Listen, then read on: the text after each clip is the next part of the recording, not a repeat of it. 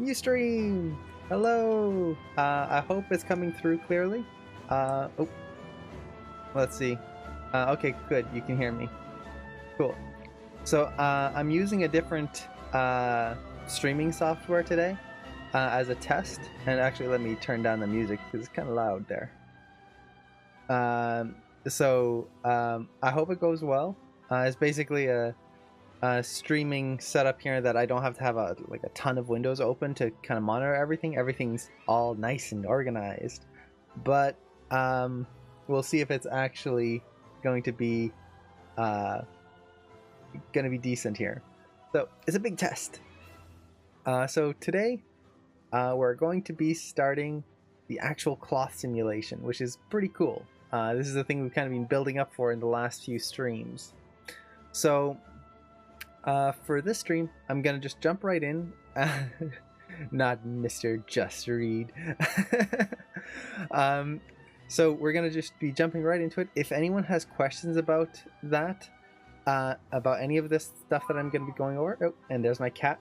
Good timing. He was quiet all morning until now. Hello. Hello, old man. Old cat. 19 years old and still going pretty good.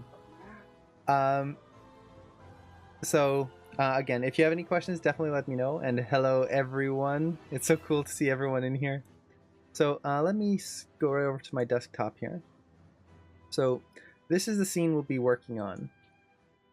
Now, for anyone who hasn't been in these streams before, this is the animation that I kind of worked on for the last 2 streams. Just a very simple motion here of someone pulling off this, what's going to be a cloth, off of this box. And we've got the animation in place, but now we actually need to create the simulation, the actual cloth for this. And this is where a lot of people kind of stop, because how do you do this? How do you actually add cloth to this and have a character interact with cloth? That can be very tricky. So it's going to be I'm watching the chat and I can't follow the topic. It seems to be jumping around all over the place, but it's awesome. I like it.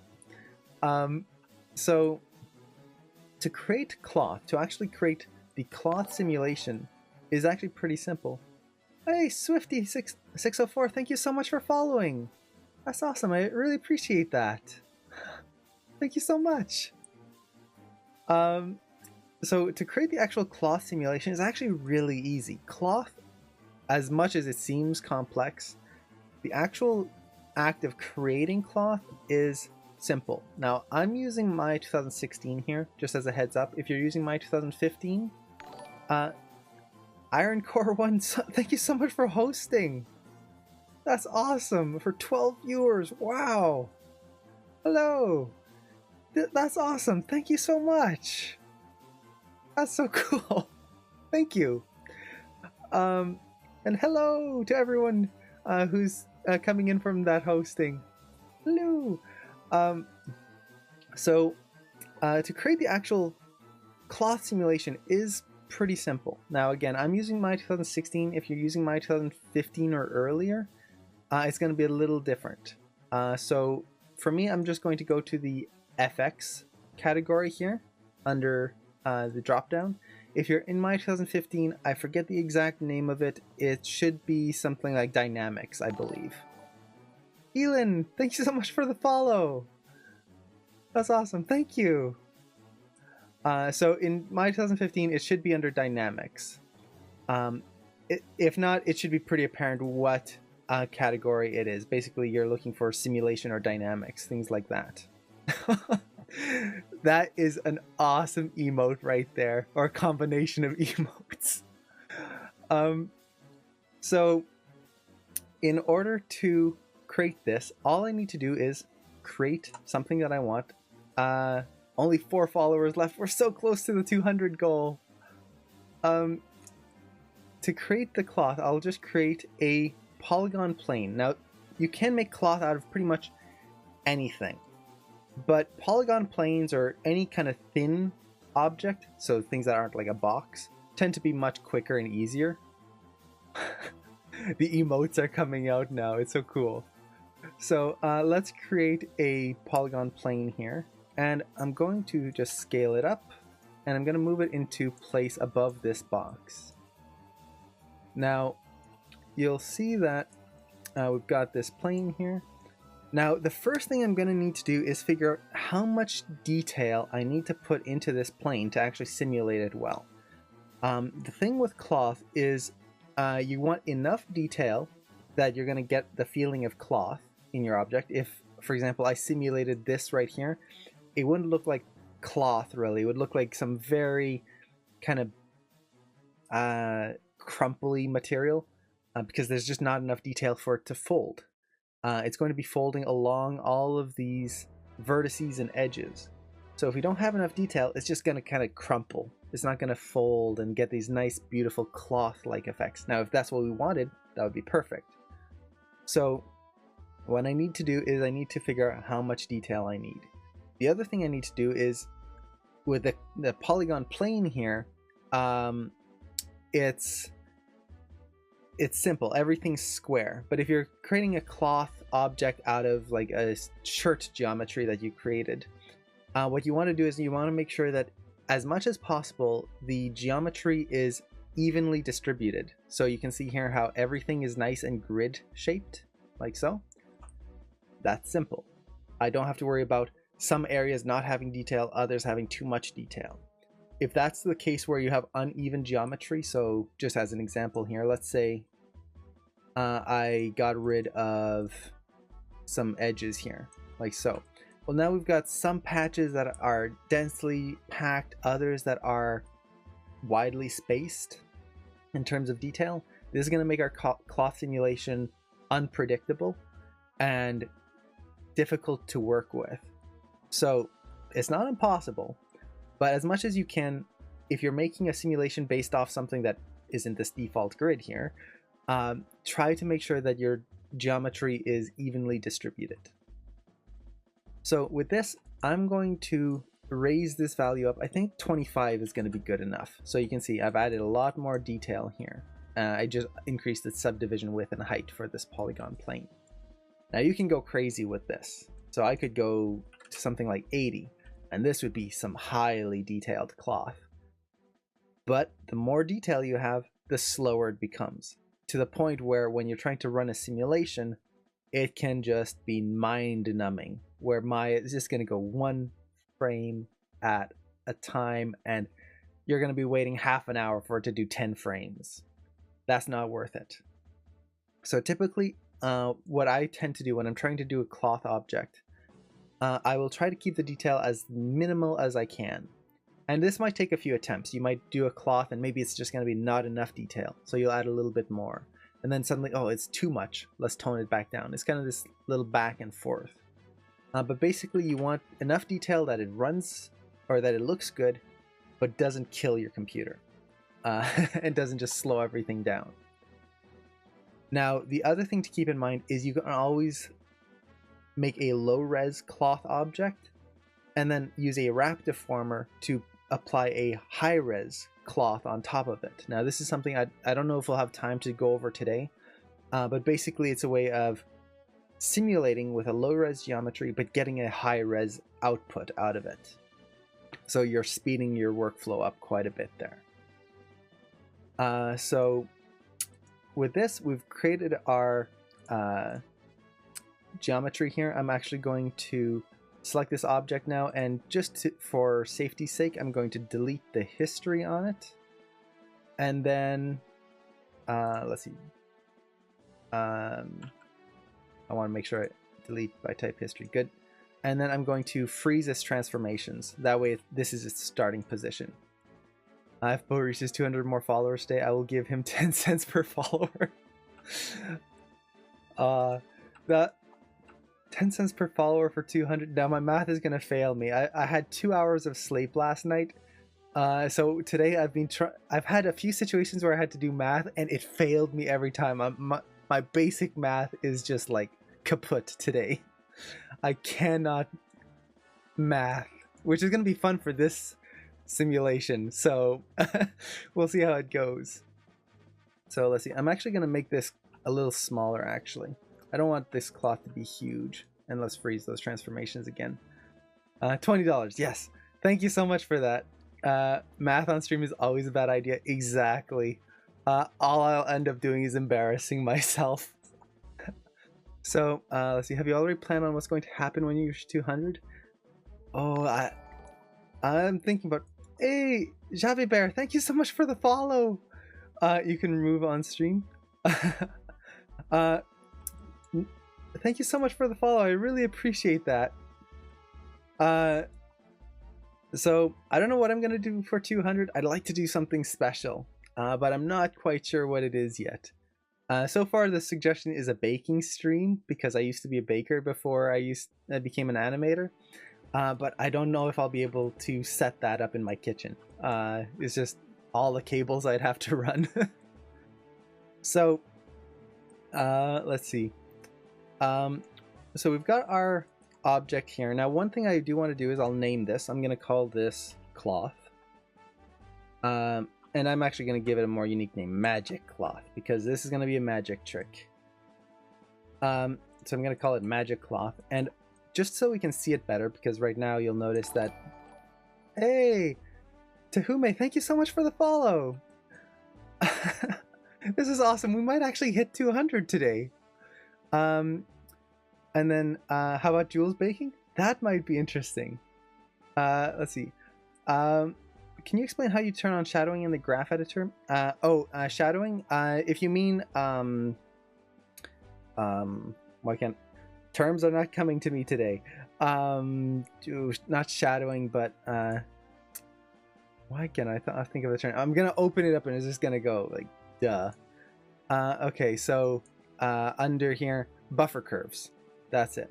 So to see buffer curves, which is when you can see like the old curves, just select your curves here, and you'll first want to buffer them. So you can do this by going to curves, buffer curve, and then create a snapshot.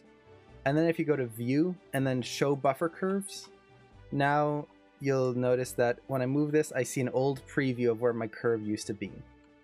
So if that's what you mean by shadowing in the graph editor, that's what it would be. Buffer curves are awesome, by the way. I love buffer curves.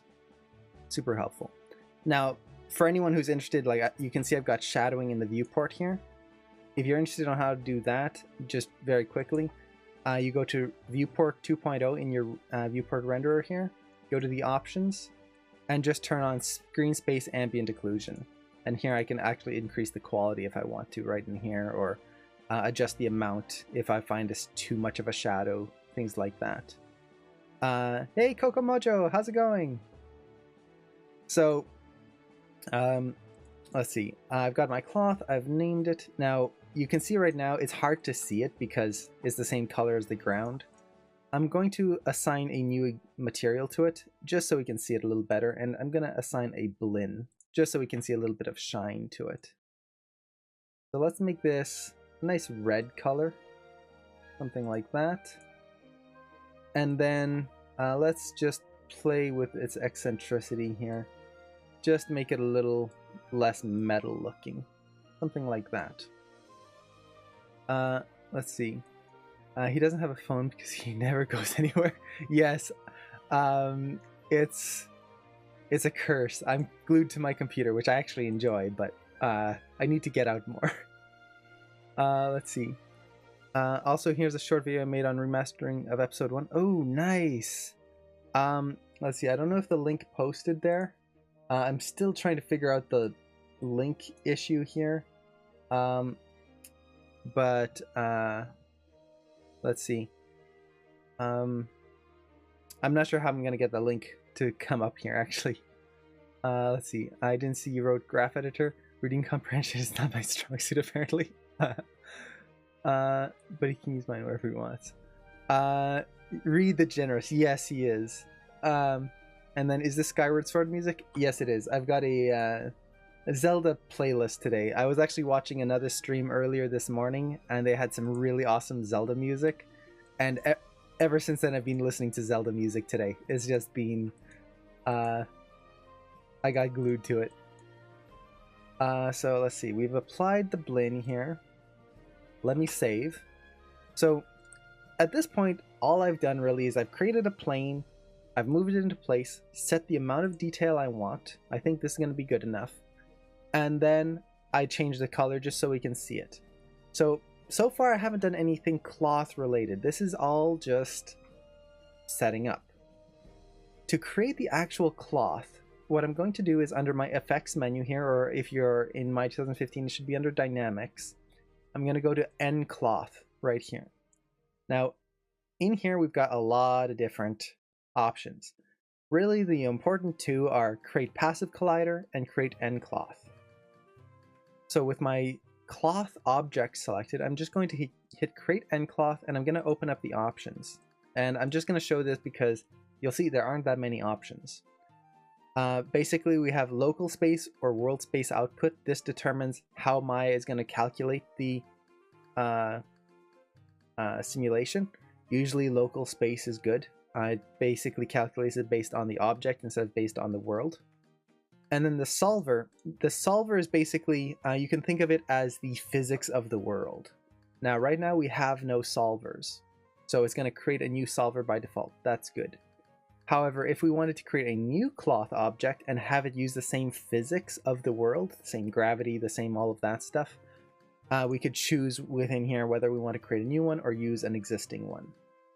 So that's the only two options here. And with this, let's hit create cloth. It's taking a while for the next episode to come out. I can imagine, especially if you're doing all that work yourself. I've tried to start a series of my own, like just a short animated series, and the time requirements are huge. I admire anyone who can like post even just one episode. It's amazing. The dedication that has to go into it is so much. So I've created this cloth object, and you can see nothing's really changed so far. But in the outliner here, we can see a few different things. We've got a nucleus node. The nucleus node is the physics of the world. This is basically the solver. And this will control your gravity, your general wind. You can see it in here. And if we go to the attribute editor, we get a lot of different options. We have wind speed, air density, wind noise, and then we have the solver attribute, which is the actual calculation parts of this. So you can see the nucleus as the world physics. We then have an N-cloth object. The N-cloth object gets tied to the geometry here, and this is the actual cloth. So if I select this plane here, you can see it'll actually select the N-cloth shape right there. It's actually selecting this thing by default. They're kind of tied together. And this will handle all the presets for the actual cloth. So does it feel like silk? Does it feel like burlap? Does it feel like metal? You can actually use N-cloth not just for cloth, but for creating metal that then has like a shearing point where it won't bend, and then suddenly it crumples. And then in that crumple zone, it'll just kind of stay bent there, but it'll be like metal. It doesn't just collapse into a heap or into a pile of rags. So N-cloth is actually way more than just cloth. You can use it for all sorts of things. I'm not conceited either, because conceit is a fault and I don't have any. With this, we've actually got the N-cloth. And at this point, I could actually hit play and we'll see a simulation. Now, before I hit play, there is one thing that you do want to double check. And that is you'll want to go into your animation options, which is under Window, Settings, Preferences, and then under, let's see, Timeline, I believe, Time Slider. You'll want to make sure that your playback speed is set to play every frame. This is very important for anything simulation, whether it's N-cloth, whether it's particles, whether you're using bullet simulation, anything like that. You want to make sure it's set to play every frame. That way Maya actually calculates properly. If it's set to real time or something like that, what's going to happen is Maya's going to skip frames. And what's going to happen with that is if it skips a frame, it doesn't calculate it, which means if it's doing a simulation, it's going to skip a calculation and it won't work properly. So we want to play every frame. Now, what I do afterwards is I set a max playback speed here to real-time 24 frames per second. So what this does is it'll never go faster than 24 frames per second. That way, if ever for some reason my simulation is crazy fast, which is pretty much never, at least it'll never just go super fast and just whip by that I can't see anything. So we've got that in place. That's very important before you hit play here. But with this, we've got our cloth. Let's hit play. And now you'll see my animations going here as well. But this object is now moving. It's actually falling through space. And as it goes, it's going very slowly. And it's cutting through everything. And this is kind of the first issue that a lot of people, when they first get started, run into. First of all, it's not interacting with anything. That's a big thing.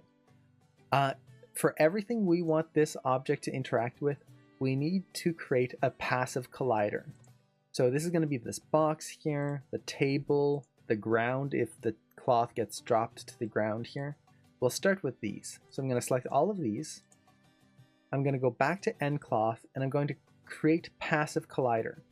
A passive collider is an object that won't be affected by gravity or anything like that. It'll just stay where it is. It's just going to be geometry, but it will react to an end cloth object. So let's hit passive collider there, and you can see we've got rigid objects right there.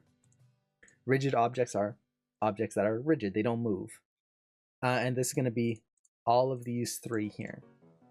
So let's hit play again and see what we get. Just with that option there. And you can see how slow this is. But with this, the cloth is coming and already we've got simulation. And it's already looking like cloth. Very simply. At this point, all I've done is create a polygon plane and then create a end cloth object and passive colliders. That's it. And I've got cloth. Now, you'll see that it took 88 frames here to fall what looks like a couple of inches. And that is not going to be good. This is the second issue that a lot of people run into when they're working with end cloth or simulation like this. And it's basically, things are working way too slow. This cloth is not behaving in real time. It's in slow motion. And the reason this happens is basically the solver, or the nucleus here, is using the wrong space ratio, the wrong scale. By default, the nucleus is going to default to using meters. So the world space of gravity and all of that stuff that Maya's using is set to meters.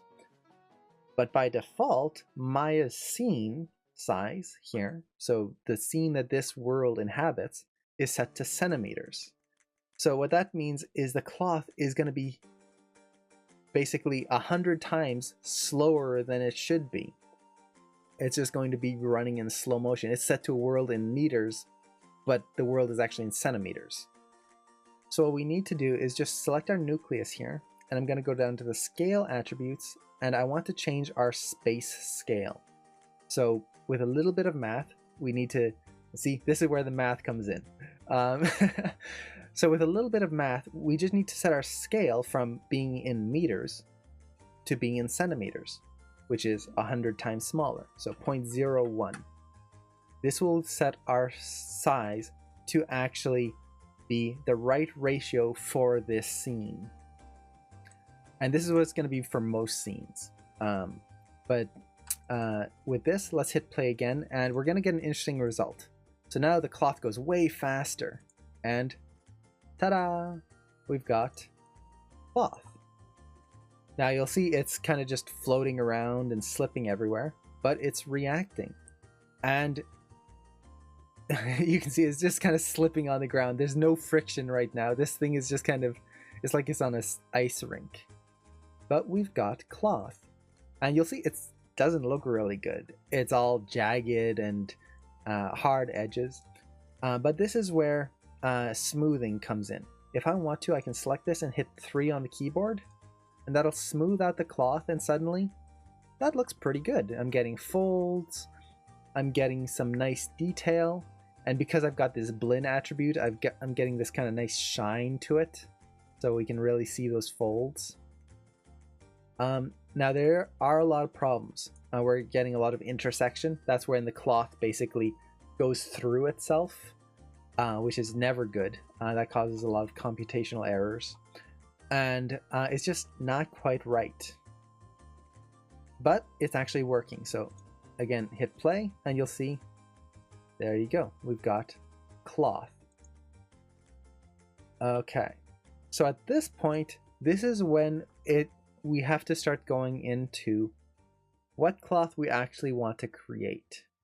And this can be the tricky part for people starting out, because if I look at this and I select my cloth object, at first it's like, okay, we don't have too much stuff to worry about, but if I open this up, we'll have to deal with collisions. We've got all these attributes. We have to deal with our dynamic properties. These are basically what create the feel of the material, and we've got all of these. Then the other thing I need to watch for is quality settings. We've got all of these. These are the main 3 areas. After that, we've got things like pressure and wind field and force field. These are kind of outside forces. But these main ones, collisions, dynamic properties, and quality settings, are what's going to help determine the actual quality of this cloth. And if you've never done anything with NCloth before, this is going to be a nightmare to look at, because there is so much stuff in here. Now, luckily, Maya comes with some presets. So if I select this cloth here and go to presets and click on that, we've got all these different presets for a type of cloth. So we could make this feel like concrete, which again, NCloth doesn't just have to be cloth. It could be chiffon, which is perfect because that's my cat's name. Burlap, airbag, t-shirt. T-shirt is usually a good one to start with for just typical cloth material. You can really adjust it from there to create anything else. Heavy denim is another good one. For this one, I'm going to be going with silk. I want this to be a really light fabric that'll drape over this box here. So we've got silk, and I'm just going to go over that, and I'm going to hit replace. Replace is going to go through all of these attributes and change them to be silk-like. So let's hit replace here, and you'll notice we've got a bunch of different attributes in here. Stretch, resistance, compression, all of that changed. So with that, this material should feel like silk. Let's hit play and see what we've got. And we get this error. Now this is an error that will throw so many people off, because suddenly this material is not reacting at all like anything it should. If we watch it come down here, look at that. It comes down and then it just flattens out and then spins in place. That's not right at all. That is just some craziness happening that makes no sense whatsoever. Now, when you run into something like this where suddenly the cloth doesn't react the way you want it to, a lot of times the reason for this is that Maya isn't allocating enough calculations for the cloth. So the cloth is coming in and there's so much information that has to be calculated, and Maya isn't making enough calculations. So it just doesn't know what to do. It kind of stops it. So you can see here, it starts calculating the center bit right there, but then the outside edge here kind of just stops and then rotates. So what we need to do is we need to increase the amount of calculations Maya does. We can do this by going to the nucleus node here. And right here we have, under the solver attributes, substeps and max collision iterations. So substeps determines how many substeps, which is how many calculations per frame that Maya does. Now right now it's doing 3 calculations. That's really not enough. I'm actually going to bump this up to 30. So it's going to be doing 30 calculations per frame. So you can imagine just how much more detail we can get into our animation there. Now this will depend on your scene, the size of the cloth, all of that. Basically you'll want to increase this to a size that you kind of get the simulation you want without slowing your scene down to nothing. That looks amazing and utterly confusing at the same time. Yes, cloth is cool, but a nightmare to work with. The other thing I'm going to do is I want to increase my max collision iterations. This is going to be basically the collision calculations, how many calculations can go on. So what I'm going to do is I'm just going to double that. I'm going to go to 8. That one I'm not too worried about. But with that, let's see what we get.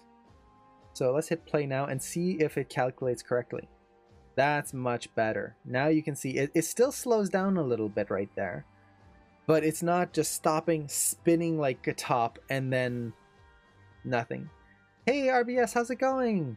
Hello, hello. So there you go. Now it's staying on the box. We're not getting that that issue where it was spinning, and it's looking like cloth. So that's not too bad. Pretty quickly we got this feeling like cloth. And there's my cat again. He's just kind of wandering the room. So already this is looking much better. Now again, this is the high res model, so if I go into low res here, you'll see that's what we actually have.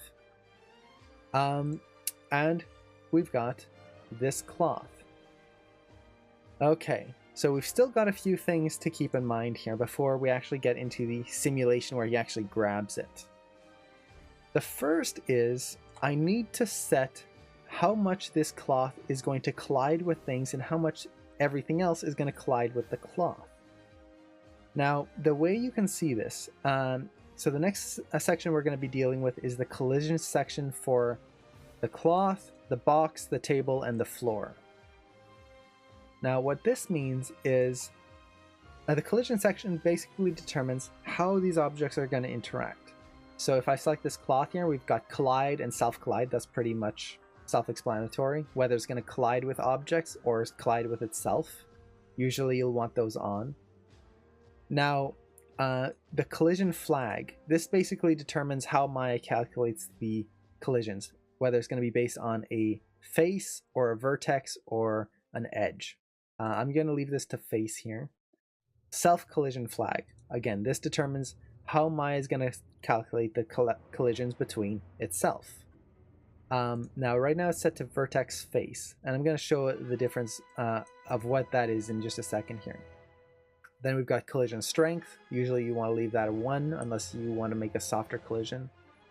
Collision layer. This is actually a really cool setting. You can actually set different objects to collide on different layers. That way if you have a lot of simulation, let's say you've got a shirt and pants and all sorts of different things. If you don't want the shirts to have to collide with the pants and then have all that calculation, you could set one to be on one collision layer, another to be on another collision layer. It helps to split things up. Now, these main areas here, usually you don't have to tweak too much. The area that you want to tweak is the thickness and self-collide with scale. These two options right here are going to be very helpful. Now, it's kind of hard to determine what exactly these do just by looking at the numbers. So what you have here is the solver display. This will show you what's actually colliding. So for example, if I select this cloth and go to collision thickness, this is the actual collision mesh that Maya is creating to collide with other objects. So you can see it's actually quite a bit thicker than the cloth. So if I wanted to, I could reduce this thickness here and make it just a little bit thinner. What this will do is, if you actually, here, I can actually show this better here. I'll hit play. So you'll see it collides with the object here. Let's turn off this, off here. And if I zoom in here, you'll notice that this is the top of the box and this is the cloth. There's quite a bit of a gap there. So it's actually not resting on the box, it's resting over this kind of invisible air layer on the box. So to make that a little bit more realistic, I can reduce that thickness. Now I want to keep some thickness. I don't want to make it too thin, or else I'm going to run into the possibility of getting intersections, which is very bad. I don't want that. But I can lower that a little bit. The next thing I need is the self-collide thickness. So self-collide thickness, right now you'll see it's just this big sheet. And depending on what self-collision flag I choose, this is going to change. Now for me personally for cloth, I like to set it to vertex. So you'll see that we get a different thing where every vertex has their own collision detection right here. Now right now this is too small. If I played through this with collision detection like this, it's just going to be too small. It's going to cause issues. And it's going to be hard to see right here, but since this is so small, I'm going to get intersections quite easily. So what I want to do is I just want to increase my self-width scale to basically be, let's see, about this size, where they're not quite touching each other. There's just a little bit of space in between them. And what this will do is it'll allow the collisions, oops, let me reset my time here. My collisions to happen, but without intersecting as much. Now, this will again determine on what type of object you want to make, what type of cloth. Maybe I'll make this just a little bit smaller here. Oops, maybe somewhere around there. But this will help to avoid any self-collision. So now our cloth, still looking like cloth. It's a little thick looking, but that's because I don't have too much detail in here. But you can see with this, and there you go. See, this is, I lowered the collision thickness on the cloth, and now we're getting this cutting in here. If I bring this back up, I'll bring it back to its default, which is 0.6, and hit play again. Now we're not getting that cutting in through the surface. So you want to watch out for that. As tempting as it can be to want to bring down that collision thickness so that you get this like super accurate where the object is resting on the other, it can cause issues. Now I'm going to try to go to a middle. Let's see, 0.4. Oh, and thank you so much, Micro45, for following. I really appreciate that. Thank you so much. Okay. So I think that works a little bit better. And the reason I want to bring this down is so that the corners get a little sharper right here. Let's see. Let's go 0.5. I think that'll work. Okay. So I don't really need to change any of the colliders on the box. I don't really need to change them on the on this table here. That's pretty good already. So with this, let's see. I might let's see. I'm not liking how kind of stiff it's looking here. So let's take the self-collision here. Oh yeah, that's way too big. I don't know what happened there. Let's bring that down. There you go. Let's see. You don't want these spheres to intersect with each other, or else what's going to happen is the cloth won't be able to simulate properly. You want enough space that they're not going to intersect and just the geometry will fold in on itself. But you don't want it so big that it prevents it from folding at all. That's better already. So now we can see from the top we get the shape of the table in there, but we're still getting these nice cloth folds. So we've got that. There we go.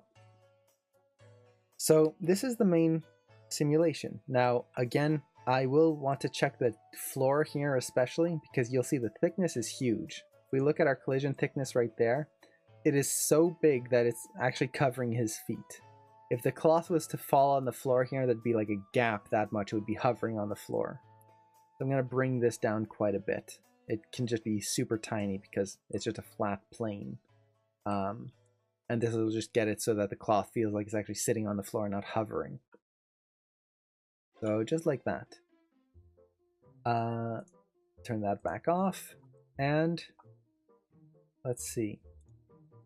With that, I think we're pretty much ready to go. It looks like I'm still getting a little bit of hovering right there in my calculations.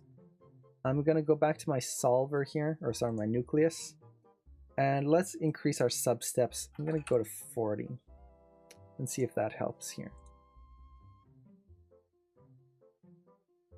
Yeah, that's a little bit better. It still has a little bit of hovering, but as long as it's not distorting my animation, for now this is going to be okay. So something like that. Oop. And there we go. So we've got our cloth object here. It's in place, it's ready to go. Now, one thing that is kind of annoying when you're dealing with cloth is you'll notice every time I reset and put my time slider back, it goes back to here, where it's floating up in the air. That's not fun. That's a pain.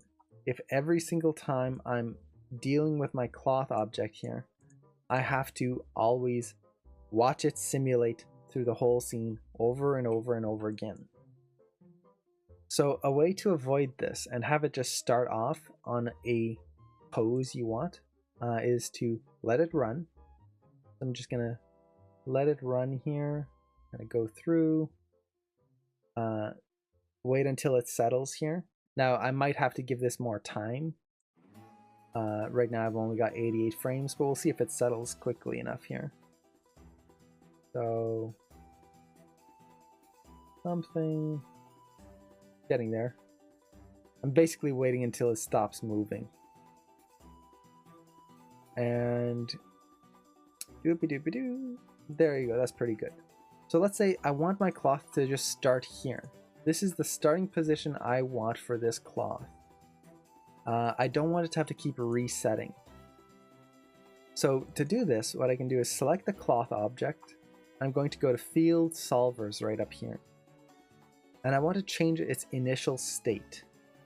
And I'm going to set for selected. So if I do this, set for selected. Now if I go back, there you go. It stays in that shape. It's not constantly resetting back to its flat plane. This means that instead of having to hit play and then watch the whole thing drop down again, if I hit play, it's going to settle a little bit as the physics take hold, but now you can see it's settled by frame 10 compared to taking to frame 80 to settle, because it's pretty much already in position here. So that's very, very important.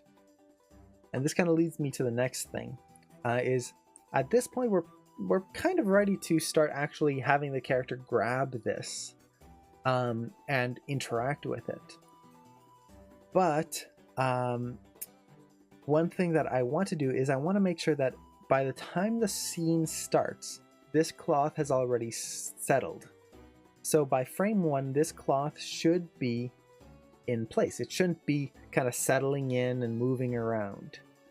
So what I'm actually going to do, and this is something that I'll do for any time I'm simulating cloth, is I'm going to take my frame range here and I'm going to go back to about -15 in this case. I think that'll be enough time.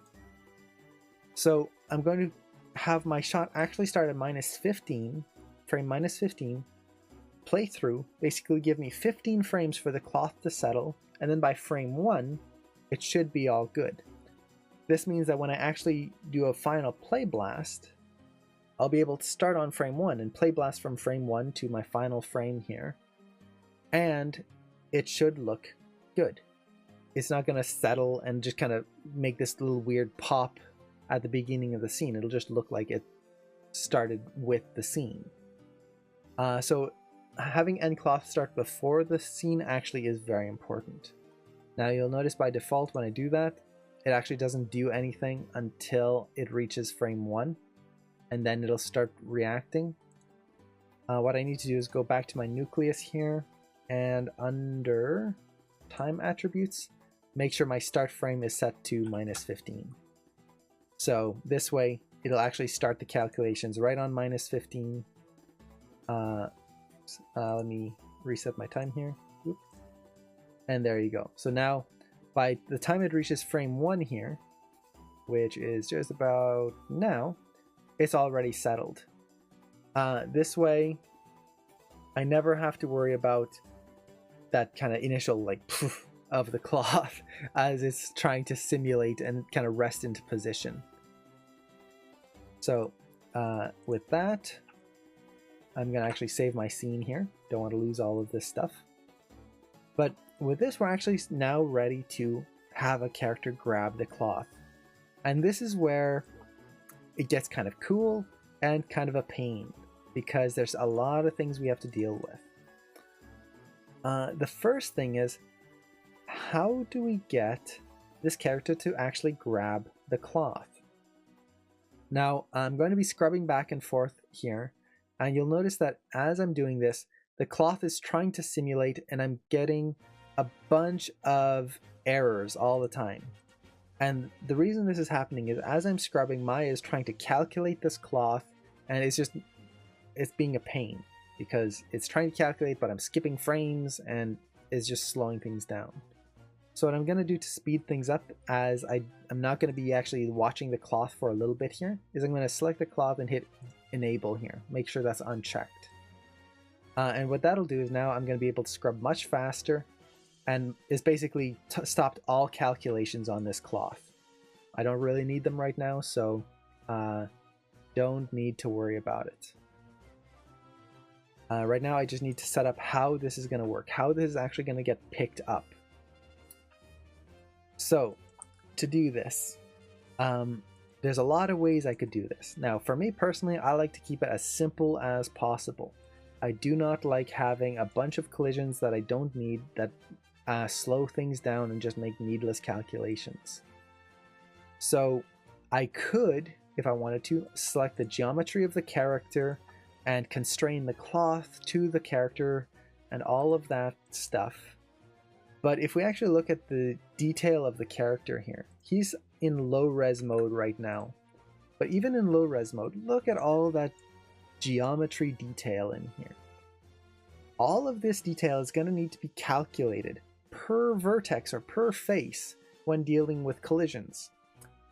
That's a lot of needless detail that is just going to be a pain to work with.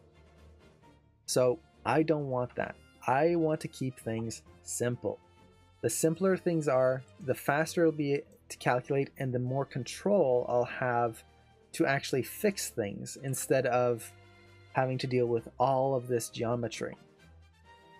So the way I'm going to have this work is I'm going to create a polygon sphere. Let's just take a little polygon sphere here. Let's scale it up. Oh, that's going to be a little too big there. Bring it down a little bit. I'm going to lower its detail. 8? Yeah, that should be pretty good. So I just lowered how much detail it has. Again, the less detail, the faster things will go. I could even like bring this down to something like 4 if I wanted to. Something like that. So I'm going to use this as a... basically, if you imagine, like, if I'm picking up cloth, it's going to be the point where the character pinches on. So it's going to be that point right there. It's going to be basically working as the pickup point. So to get this working, let me actually rename this. I'm going to call this pickup sphere. Now you can name it whatever you want. I'm just, since I use it as a pickup point, I'm going to call it that. And what I'm going to do is I'm going to kind of quickly animate it of how I want this cloth to be picked up. Now the way I'm going to determine this is basically how his hand is coming through the scene. So his hand's about there, it comes down, so he's pulling the cloth sideways. So if you imagine this is going to be kind of a point on the cloth. I want to visualize and animate this, how it's going to drag on this surface here.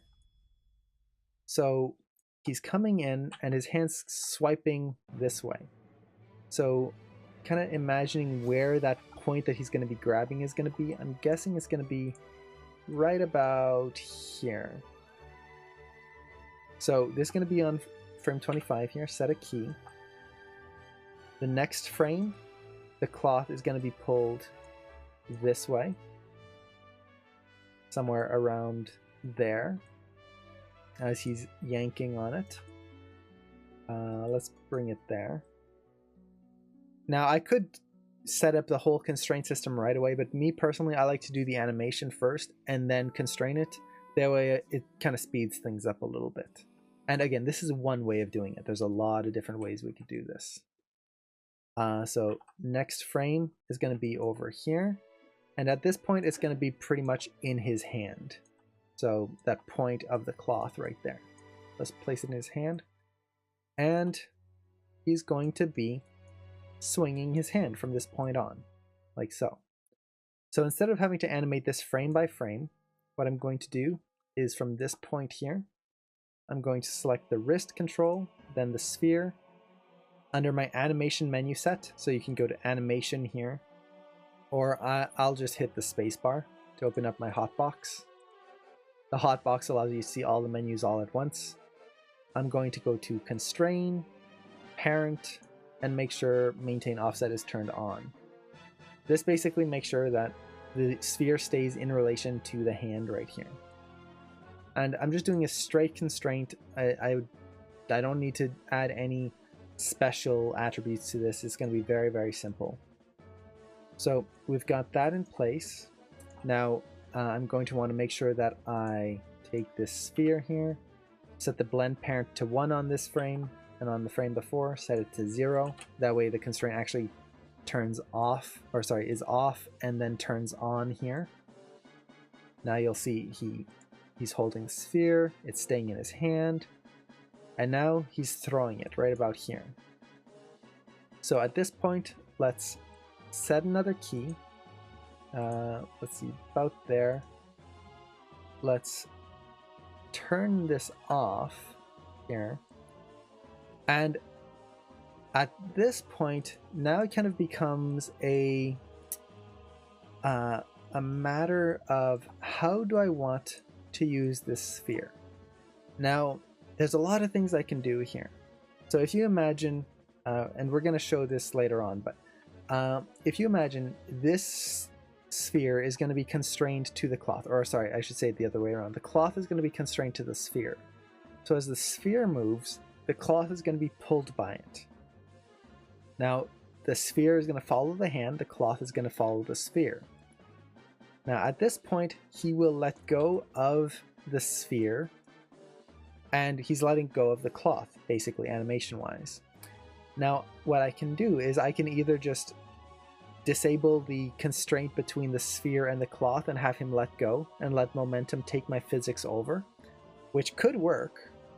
But the problem with that is physics are unpredictable, and sometimes they're hard to control. So if I just turned off my cloth constraint right here, what could end up happening is the cloth could just freak out and do something I don't want it to do.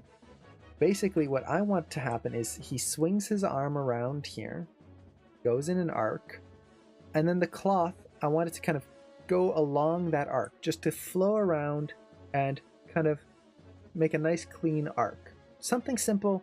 I don't want it to be like a huge hectic motion. I just want something nice and clean.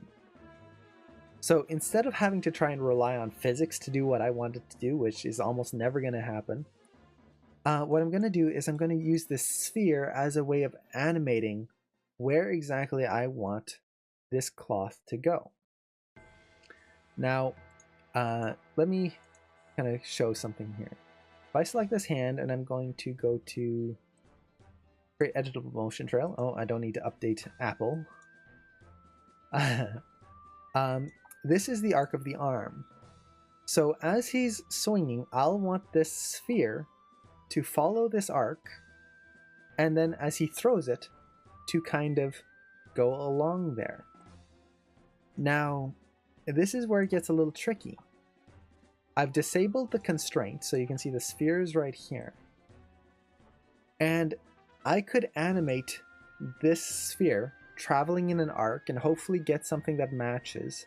But then it's going to be a little tricky to get exactly the speed, the nice clean motion. It can be tricky to do something like that, to go from a constrained object to non-constrained. So to simplify this, what I'm going to do is I'm going to take this sphere. I've got this constraint here, right through there. It's already flowing in the arc I want. I just want to continue that arc. But in order to continue it, I need to know what my animation curves are going to be like. Since it's constrained, it's got no animation curves. So I'm going to select the sphere, and I'm going to go to Edit, Keys, and Bake Simulation. This is where baking comes in, which is very nice for me because it fits into my history. But baking basically will allow me to take a constrained object and turn it into keyed objects. So it's going to take all of the information from this motion here that is constrained and just turn it into keys. So in here, I'm just going to reset these settings. And the main things I'm interested in are, I want the hierarchy to be for the selected object. The channels, I want to make sure it's all keyable. So that way I'm baking everything. I don't need to worry about any of this stuff here. Time range is going to be the whole time slider there. Bake 2, this really only matters if you're doing animation layers. For this, I'm just going to work with my base animation, so keep it there. Now the important part, this is the actual part that for most people you'll want to double check. Right now it's set to sample by 1. What this means is as Maya is baking the animation, it's going to go every single frame and set a key. This makes it very tricky because right now my animation is going from frame -15 to frame 88. So I'm over 100 frames right there. If I sample by 1 frame, I'm going to have 100 something keys, 103 keys in there. I don't want to deal with 103 keys. That's going to be too much. Now I could sample every 2 frames, so that'll bring it down to 50 keys. But the problem with that is, for this whole beginning here, this sphere doesn't move, it just sits there. I don't need 25 keys in a section where it's not doing anything. So typically what I'll do is I'll turn on Smart Bake.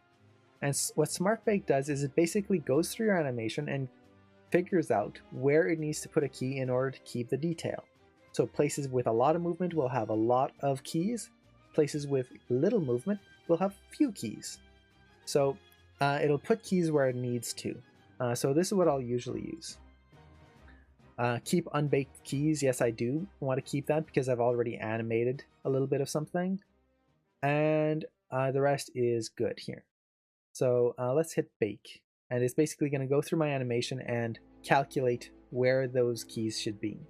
And while we're waiting for that, question about editable motion trails. What do you do if the editable motion trail or editable points disappears, but the motion path still shows up in camera? Oh, do you mean these white points here? If those white points disappear, they're not visible on your curve, it basically means that you're tracking something that only has rotations. So, for example here, I'm tracking the IK wrist. The IK wrist has translate attributes here. If I was to track the FK wrist, which only has rotates, let's do this here. Visualize, create editable motion trails. You'll see there's no white points on there. Those white points only show up when you have translation attributes on an object. Because basically what they allow you to do is to select that point and move it around to create, to actually adjust the translations. You can't actually edit these points to affect rotation. So that's basically what it means. Now, me personally, I never really use these points. That's just personal preference for me. I would much rather just tweak the actual animation. And actually, looking here, I need to clean up this curve. I've got a little bit of wiggle there that I don't like. but for this test here, that's not going to be super important. Oop, and actually I don't want to delete that curve just yet. There you go. And let's see, can you do water sim next, please? I can definitely do that for the next stream, possibly. I'll have to do a little bit more research on water simulation. When I used to do water simulation, it was way back before some of the newer physics engines, and I haven't actually tried water simulation with Bullet or Bifrost. I think it's Bifrost that lets you do liquid simulation really well. Yeah, so I'll have to read up on that, but that would definitely be interesting. Just to have a character kind of splashing in some water. Let's see. So, and actually, I'll write that down later. I really want to do water simulation now. Let's see. So we've got this, and we baked out our keys on this sphere. Now you'll notice, look at all those extra keys in here. Now there is still a constraint in here, so I'm going to open up my sphere in the outliner and just delete the parent constraint that I created. But you'll notice that as I scrub through, it's still following the hand.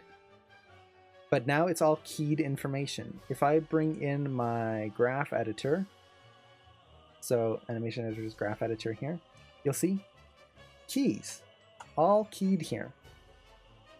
Now, this might seem like, well, what was the point of all that? Why put so many keys in here in the first place? I could have just animated it by hand. Well, first of all, let me delete all the keys I don't need. I don't need any keys earlier than frame 25 here, because that's where my animation actually starts. So that'll clean things up there. And then if I go into my graph editor, I'm going to delete the keys on my rotation, scale, and visibility. I just don't need them. And I'm going to zero out my rotations just because I want to keep things simple. Oh, you set up a Discord? Yes, that's what I wanted to mention. I totally forgot about this. I was going to mention it at the start of the stream. There's a Discord server now. So for anyone who wants to join a Discord server where you can suggest things for future streams, or just want to chat with each other, things like that, there is a Discord server now. So if you go down to the bottom there, you should just be able to click the link and join the server. Now, right now, I kind of just set up super quick. I've never really set up a Discord server before. So if there's any suggestions on things you'd like to see in it, definitely let me know. Especially, I have some rooms just for subs, which I need to figure out a name for, like, followers and subs. The name follower makes it sound like this is some sort of cult or something. I don't know. There's something about the name follower that feels weird, and then sub feels odd as well. It would be cool to have like a name just for this channel of I don't know what we'd call everyone here, or how we would name it. But there is a area just for subs as well, and at the moment I kind of want to give something extra. We are a cult, don't deny it. Animation is a cult. You have to be crazy to be in this field. The Pratties. The Krabby Pratties. There you go. That's Animinions. Oh, I like that. So that's something. If you have name suggestions, post it in the Discord, and we can vote for it in there. Anyone, like, there's thumbs up, thumbs down things you can do in there. So if you have like a name suggestion, everyone can just jump in and vote for what they like most. Something with iguanas. that is randomly awesome. So just kind of going back to the sub zone or the sub area, chiffonettes. I want to do something special for people who subscribe here, because I really appreciate that, the fact that you would subscribe to this channel. I want to give something to you for doing something like that. So right now, the subzone is basically an area where you can chat, and if you want, like, there's a voice chat option in there. if you have any questions and I'm available, I'm hoping to be able to jump in there and actually like chat with you guys and answer questions directly for subs. For just everyone else, I just don't have the time, unfortunately. I had originally set it up so that I could just jump into a voice channel and talk with everyone, but I think if I did that, I would never get any work done. So I don't know. This is one of those areas where if you have suggestions, if there's something that you feel like default everyone should be able to have, let me know. If there's something you as a sub you feel like, oh, wouldn't it be cool to have this? Let me know. We will never let you forget about the iguana. We subscribe because you're doing this for us. You don't need to give us anything else. It really means a lot to me that you guys would subscribe to this. It's and like it just I can't express how much it means to me. So I definitely want to give that. Some servers have roles which allow certain people access to certain areas. Yeah, I have roles in there. Right now, I'm not sure exactly. Again, this is the first server I've set up. I'm not sure exactly how to get people automatically into certain roles. I think I'm going to have to send out a link to all the subscribers, for example, with a specific link just so you guys can get into the subsection automatically. Or else I'm just going to have to go through and automatically promote everyone, which at the moment we've only got 5 subs, so it's not going to take me long to do that. But for the future, or if we decide to have more tiers, or I don't know what, we're going, I can do something like that. But yes, kind of off topic, but we do have a Discord server. So if anyone wants to jump in, the link's right down below.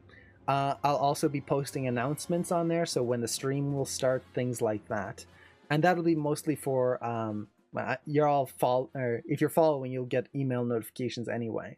But this is for streams that aren't really like animation related, maybe like a gaming stream that I'm not going to post on like the AM Facebook channel, because AM Facebook channel I want to keep for actual animation topics, not, hey, I'm playing a random game today, want to watch?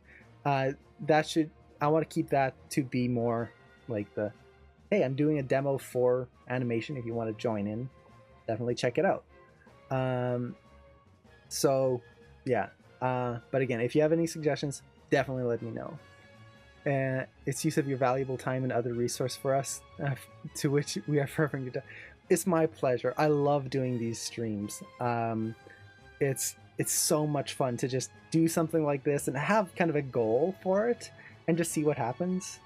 And then, are you and your brother identical twins? Yes, we are.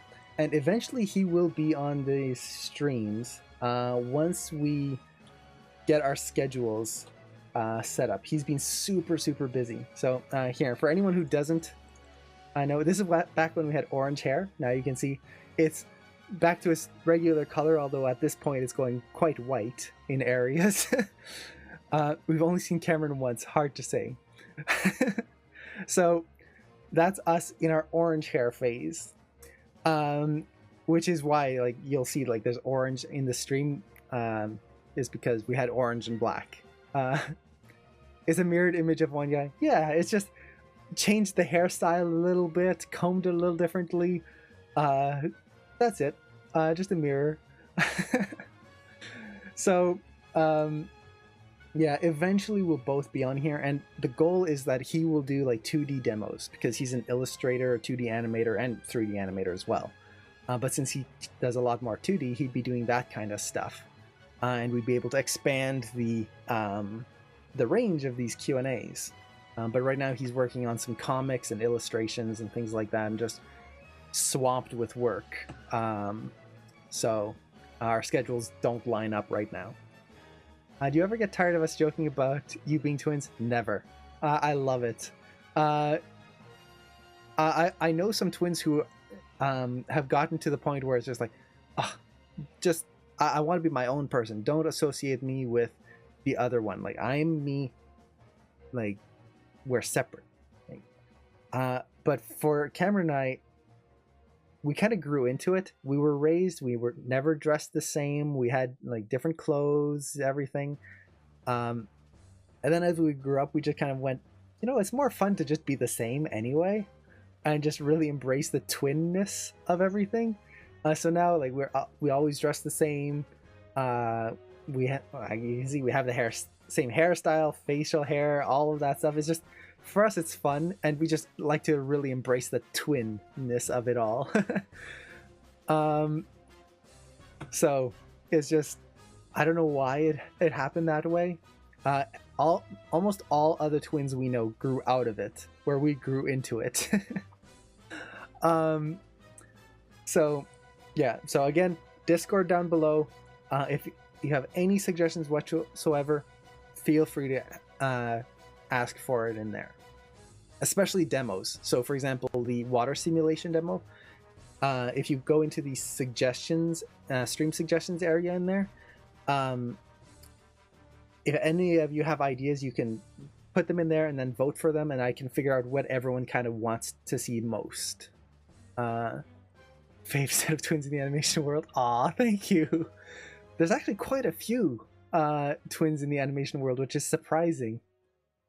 I don't know why. I didn't figure there'd be so many twins who would both go into animation. So kind of going back to our scene here, we've baked our constraints, deleted the constraints, and then I deleted any extra animation here. So now we've just got our translates that are animated. Now what this will allow me to do is I can look at these curves right here, and I can use these to determine the arc of the sphere. So let me actually track this arc here, visualize, create editable motion trail. So this is the arc of the sphere. So instead of having to try and go, okay, the ball is constrained from this point to this point, now I have to animate myself. Okay, how to get it to flow nicely? How do we know you're not your brother? You don't, I guess.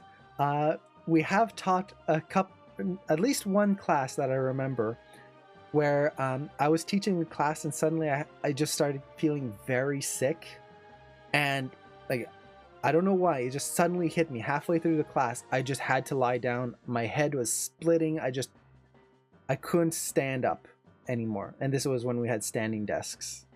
So partway through, my brother was just kind of off to the side there, and I kind of signaled to him, and I just went, oh, sorry, I dropped my pen. And I bent down, and then he came up to replace me while I went to lie down, and no one noticed. So he taught the rest of the class as me. We figured it would be easier than trying to go, oh, sorry, I've got to leave, and then have someone else come in. So I think, I don't know if there was another time, but usually we try to avoid ever tricking people. I don't know, that's just not us. We don't like to actively go out and try to trick people and make them like believe one of us is the other. It's, I don't know, it seemed almost cruel somehow. But it's oops, my dad didn't know. Oh no. Now I'm gonna be in trouble. So with these curves here, what I can do is I can very quickly animate this sphere to flow from the arc I currently have into an arc throughout the scene. No dessert for you. Oh no. And the thing is, I'm gonna have to bake it and then I can't eat it. So right here you can see the sphere just stops. So I'm going to, let's see, I'm gonna figure out how far I want this to go. I think, let's see, I want this to contact the ground. Let's see here. I've got a timing sheet here. Let me just take a look at it.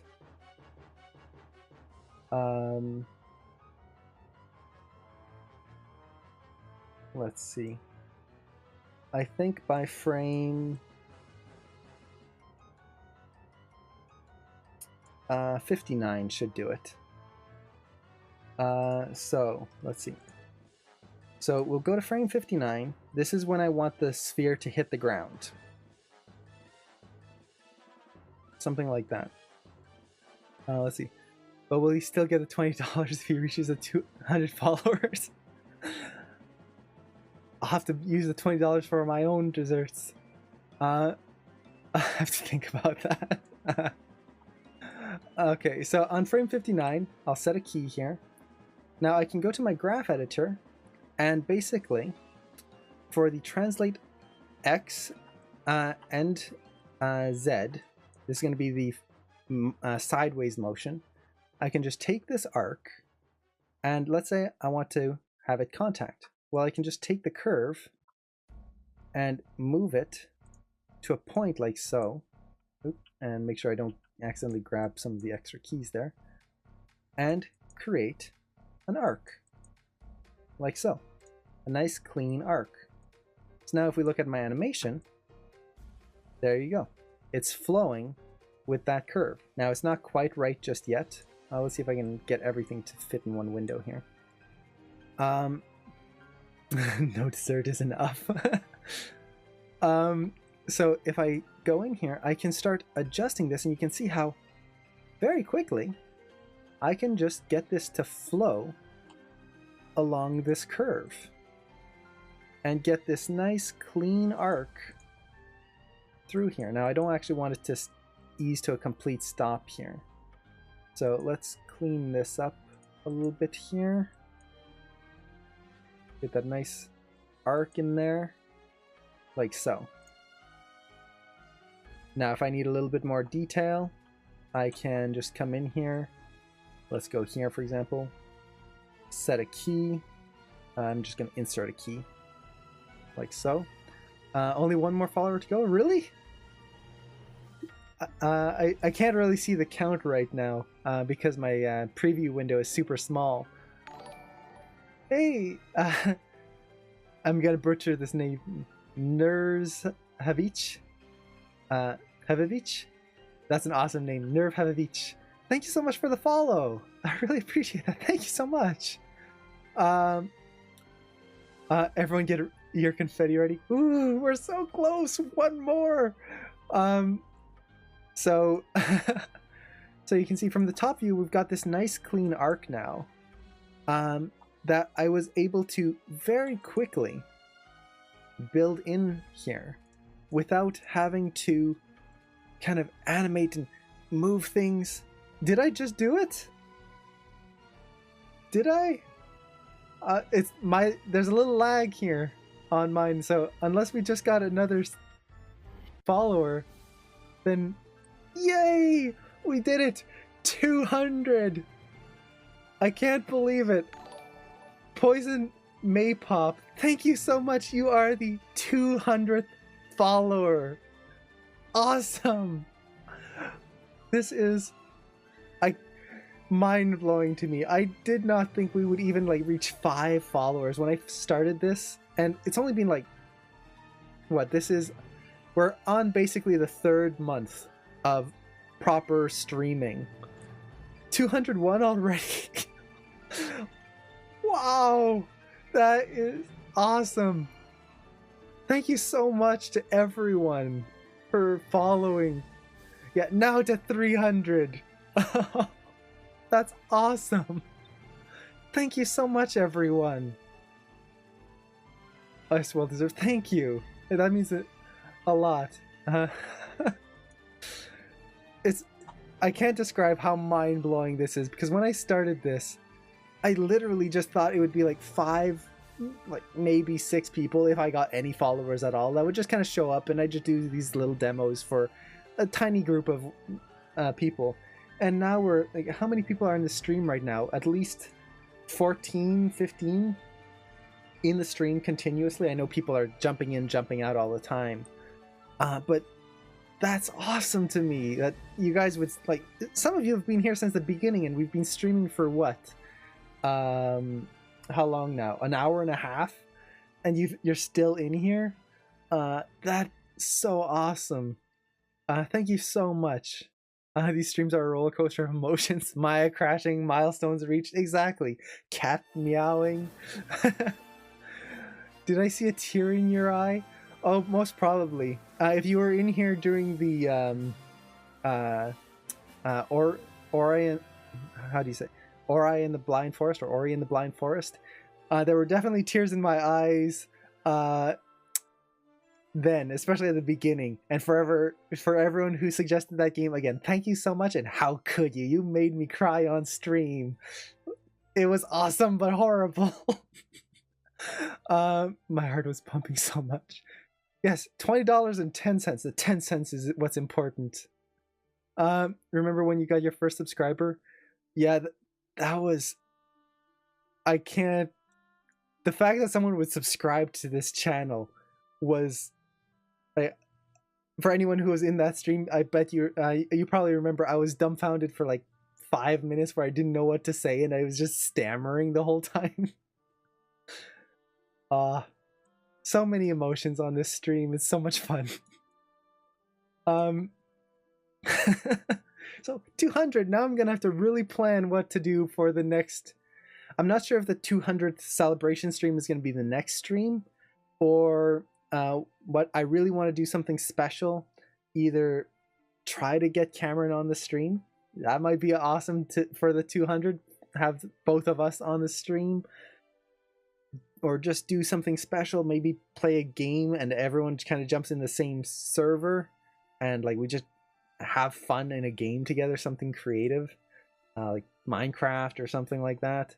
I want to do something special. Don't rush this feeling. Exactly. I don't want to just kind of rush into like, oh, I got to do a special 200 and like just throw something on. It's like, it's just a normal stream. Super Smash Bros. Hangout. That's possible. I've got my setup here. You can see the TV there, and I've got games right there, and I can plug in my Wii U or my Switch there. Creep upon Cameron while he's working, so at least we know he exists. I'll just kind of bring a camera over his shoulder so everyone can see what he's working on. A second live stream Cameron's Day. That would be pretty cool. Proof he exists and the $20 in cash. That's awesome. So before I lose total track of what I was doing, just kind of going back here, you can see how by baking out the constraints, it just allowed me to very quickly get an arc in here that is nice and clean. Now, right now, you'll see it just moves straight. Maybe Secret Littler or... Oh, Jackbox Party Pack. I was actually thinking of that. I've seen a few people play it, and it looks like a lot of fun. I've never actually played it myself or even tried it. Oh, and that reminds me, I should save. So maybe something like that. That would be fun, because then we can get the whole stream in on it, and it seems like really a fun game to just kind of hang out with. So maybe something like that would be cool. So with this, I'm going to do my translate Y curve. And again, if anyone has suggestions on what you'd like to see for a 200th stream, post it in the Discord. And then you can vote for it in there, and it'll just kind of help me get ideas of what we can do. So, oh, take care, Dad. See you in a bit. So, bye, Bodad. So I'm gonna do my translate Y curve here. For the part where it hits the ground, I'm just gonna zero this out so it contacts the ground, and then just go in here and do bouncing ball mechanics. Basically, this comes up. Let's clean up this curve here.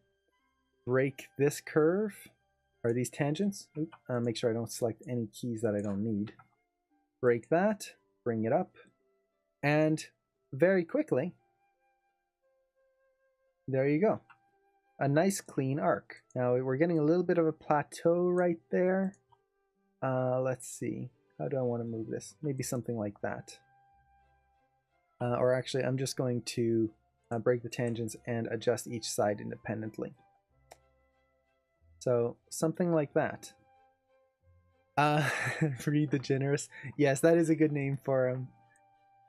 So you can see how very quickly by doing this, instead of having to fight Maya or try to fight animation and try to create something that worked in terms of an arc, I could very quickly build this out just by baking the keys. Now, it doesn't have to be super perfect here. Just kind of cleaning things up here.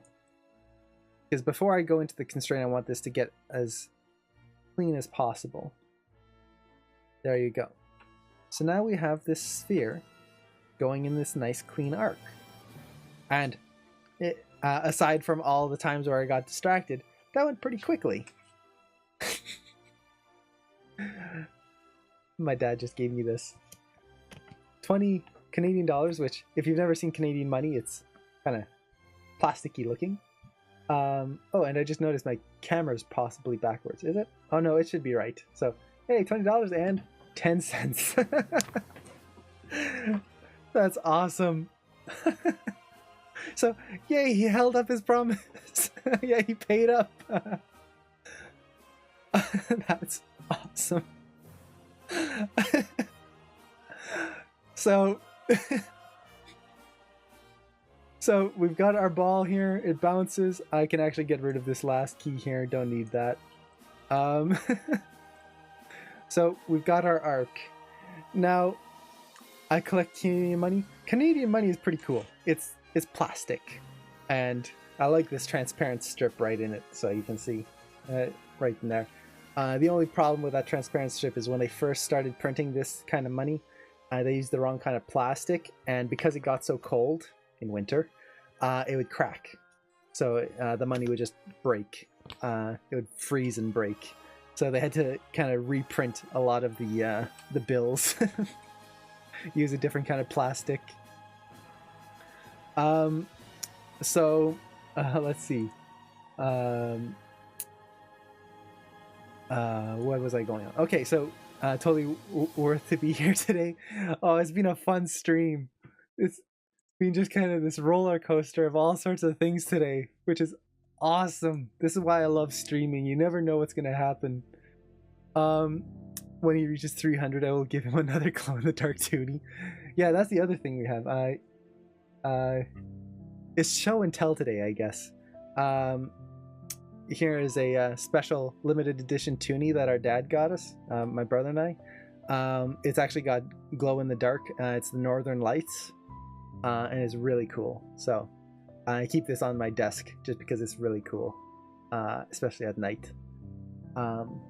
But really cool stuff. I think I have everything but a Canadian $20 bill. 2 out of 4 of our notes are plastic in UK. Oh, nice. Yeah, plastic is pretty cool, I have to say. It sounded weird that money would be plastic, or paper money would be plastic, but now that it is, I really like it. It feels cool. So, back on track. I can't get too distracted here, or else we'll be here for 6 hours before we even get to the cloth. So, which I wouldn't mind.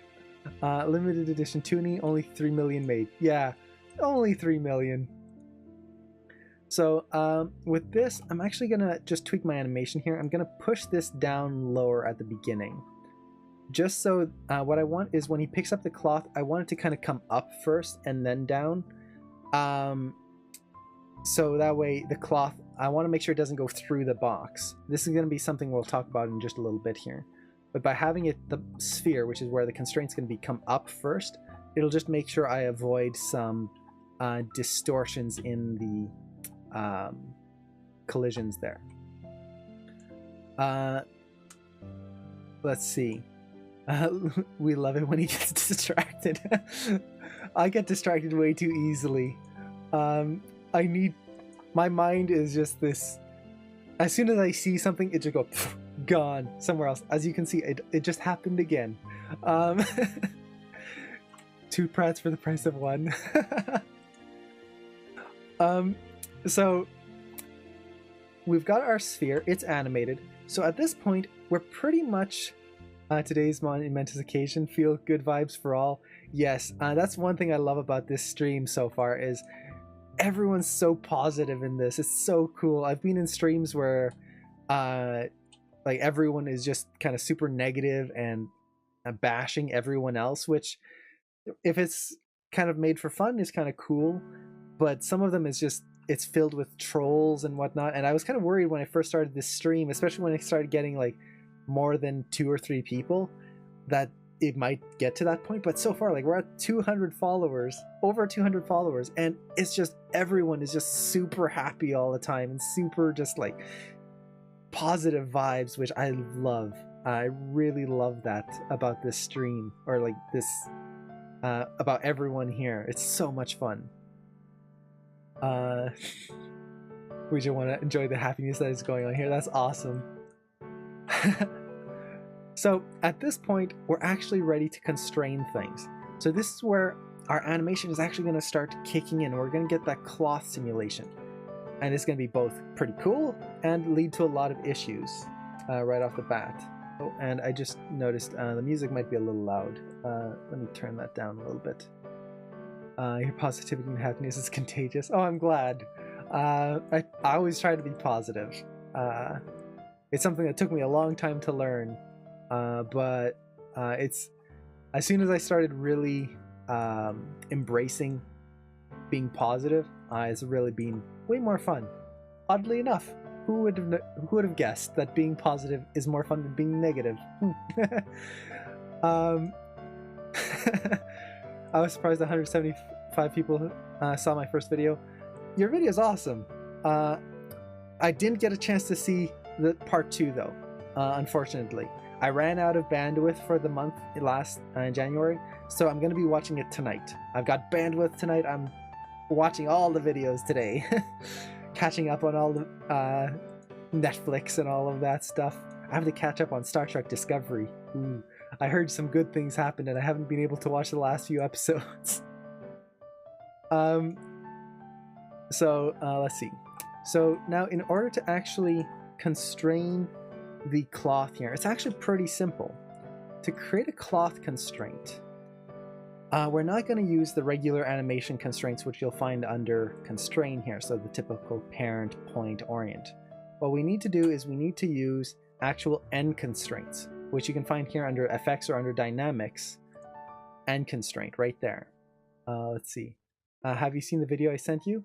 Oh, the soap opera one? That was awesome. I watched it earlier this morning because I still had the tab open. And as soon as like this morning I woke up and I should watch that since I've got it open. It was awesome. The facial expressions were awesome. Let's see. The 3rd episode is coming out today. Oh, nice. Perfect. I'm going to just marathon all of them. This is the best stream I've seen. Thank you. Oh, thank you so much. I'm glad that you're enjoying it. Thank you so much. That does mean a lot to me, that it's been enjoyable for everyone. So let's see. So when you're doing an end constraint, the first thing that you can see is there's a lot of things in here. We've got component to component, force field, point to surface, slide on surface, tearable surface. If you want to make cloth that actually rips, this is what you'd use right here. Transform constraint, and then we've got all of these other ones right here. So many things. Now, in most cases for animation, when you want to have a character pick something up, or for example, you want to have a character have a dress,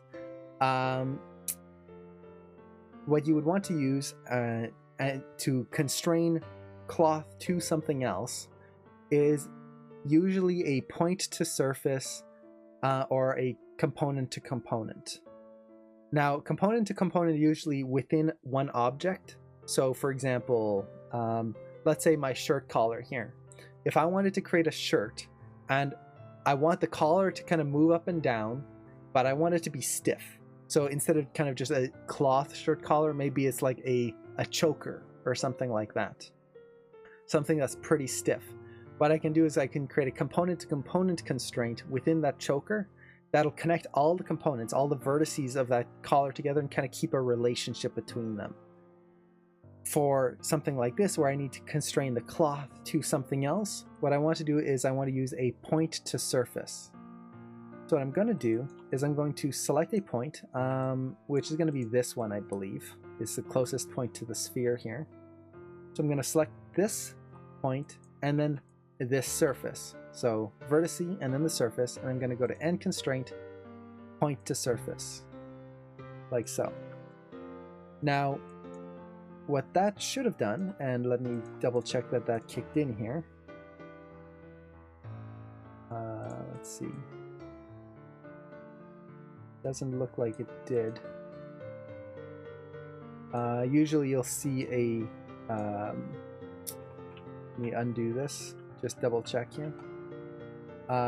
Usually you'll see that the vertex is highlighted once it's constrained. So let's do this again. Vertex. I'm going to select this vertex, this object, and then constraint, point to surface. Let me double check my options. Create constraint. Okay.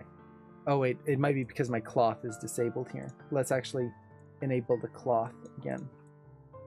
Now to test the constraint, I'm just going to hit play. Yeah, okay, cool. So this is what I was talking about before. Now that it refreshed the viewport, you can see that on the surface, this vertex is kind of hard to see, but it's pink compared to all the others right there. And we get this connection between the sphere and the vertex. This allows you to see, oh yeah, it is connected. So with this cloth is now connected to the sphere. Now, before I hit play here, there's a few things I want to do. As soon as I created that constraint, it did turn the sphere into a rigid object. So I'm going to select that, and I want to make sure collide is turned off. I don't want this sphere colliding with the cloth. It's just here as a guide. It's not going to be there to actually interact with the cloth. So we've got that. That's good. So I think with that, let's just hit play and see what we get. I don't need this arc anymore. I don't need this arc anymore.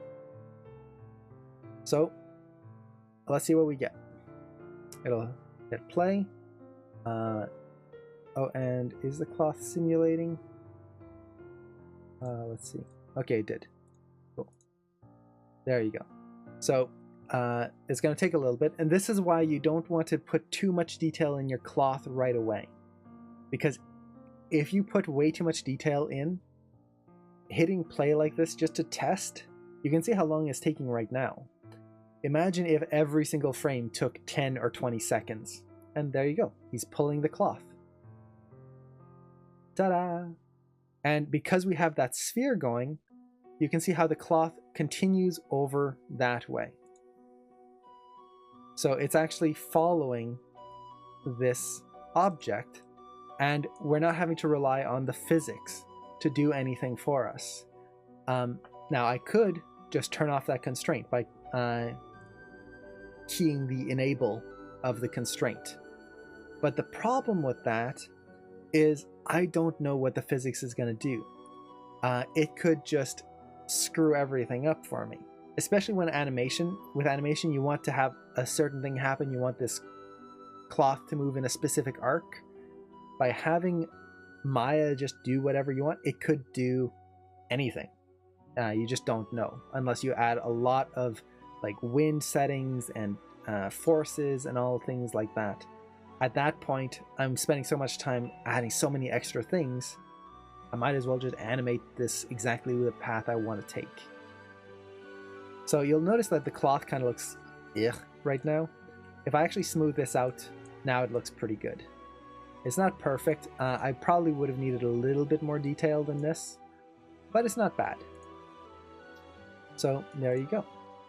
Now we've got this cloth animating. And at this point, it's just a matter of refinement. Because if you noticed when it was playing, he wasn't actually holding it quite right. And there's going to be parts where it's going to be cutting through his hand. So the problem now is, how do I find out where I need to refine this? If I hit play, well, A, it takes forever. So that's kind of annoying.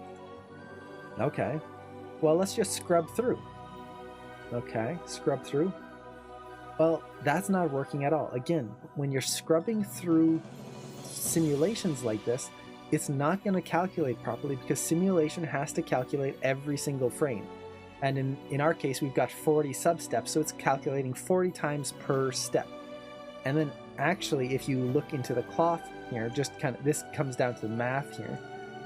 This is max iterations, 10,000. What that means is for this cloth object, for every sub-step, it's going to calculate 10,000 times for this cloth. So already we're at 40,000 calculations per frame for this cloth here. Now this is kind of dumbing it down super simply, but that's basically where we're at right there. So if I go, oh, I'll just skip over 10 frames here. If we're calculating 40,000 calculations per frame and I just skip 10 frames, we're skipping 400,000 calculations. So Maya has no idea what's going on. Currently uploading episode 3. Awesome. I'm gonna check it out as soon as it's uploaded. I should get a notification because I am subscribed, so I'll definitely check it out. Let's see. So at this point, we need a way to be able to actually look at our animation, because right now we can't. How do we look at this simulation without just having to hit play over and over? And then if we go too far, oh, gotta reset, hit play, reset, hit play. That gets nightmarish. Argonaut, Coco Mojo made a I don't know what a mashup of video game animation mashup, which is awesome. I saw a little bit of the first episode. I'm gonna watch it all today.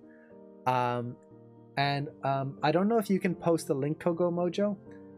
If not, I can post the link for everyone here. So let's see. I'm just opening it up here right now.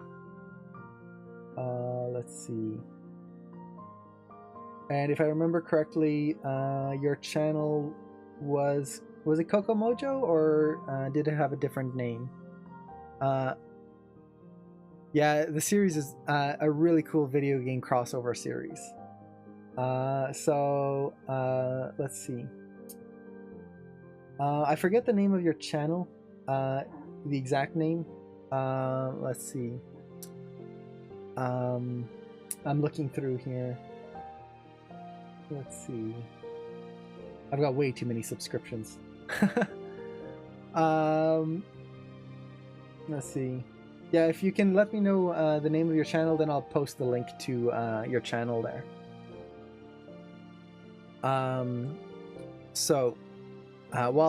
While that's happening, we need a way to be able to view this cloth in a scrubbable form, where it's not having to calculate all the time, and where we can just scrub through and find all the errors and properly analyze this. Let's see. So here's the channel for anyone who wants to check it out.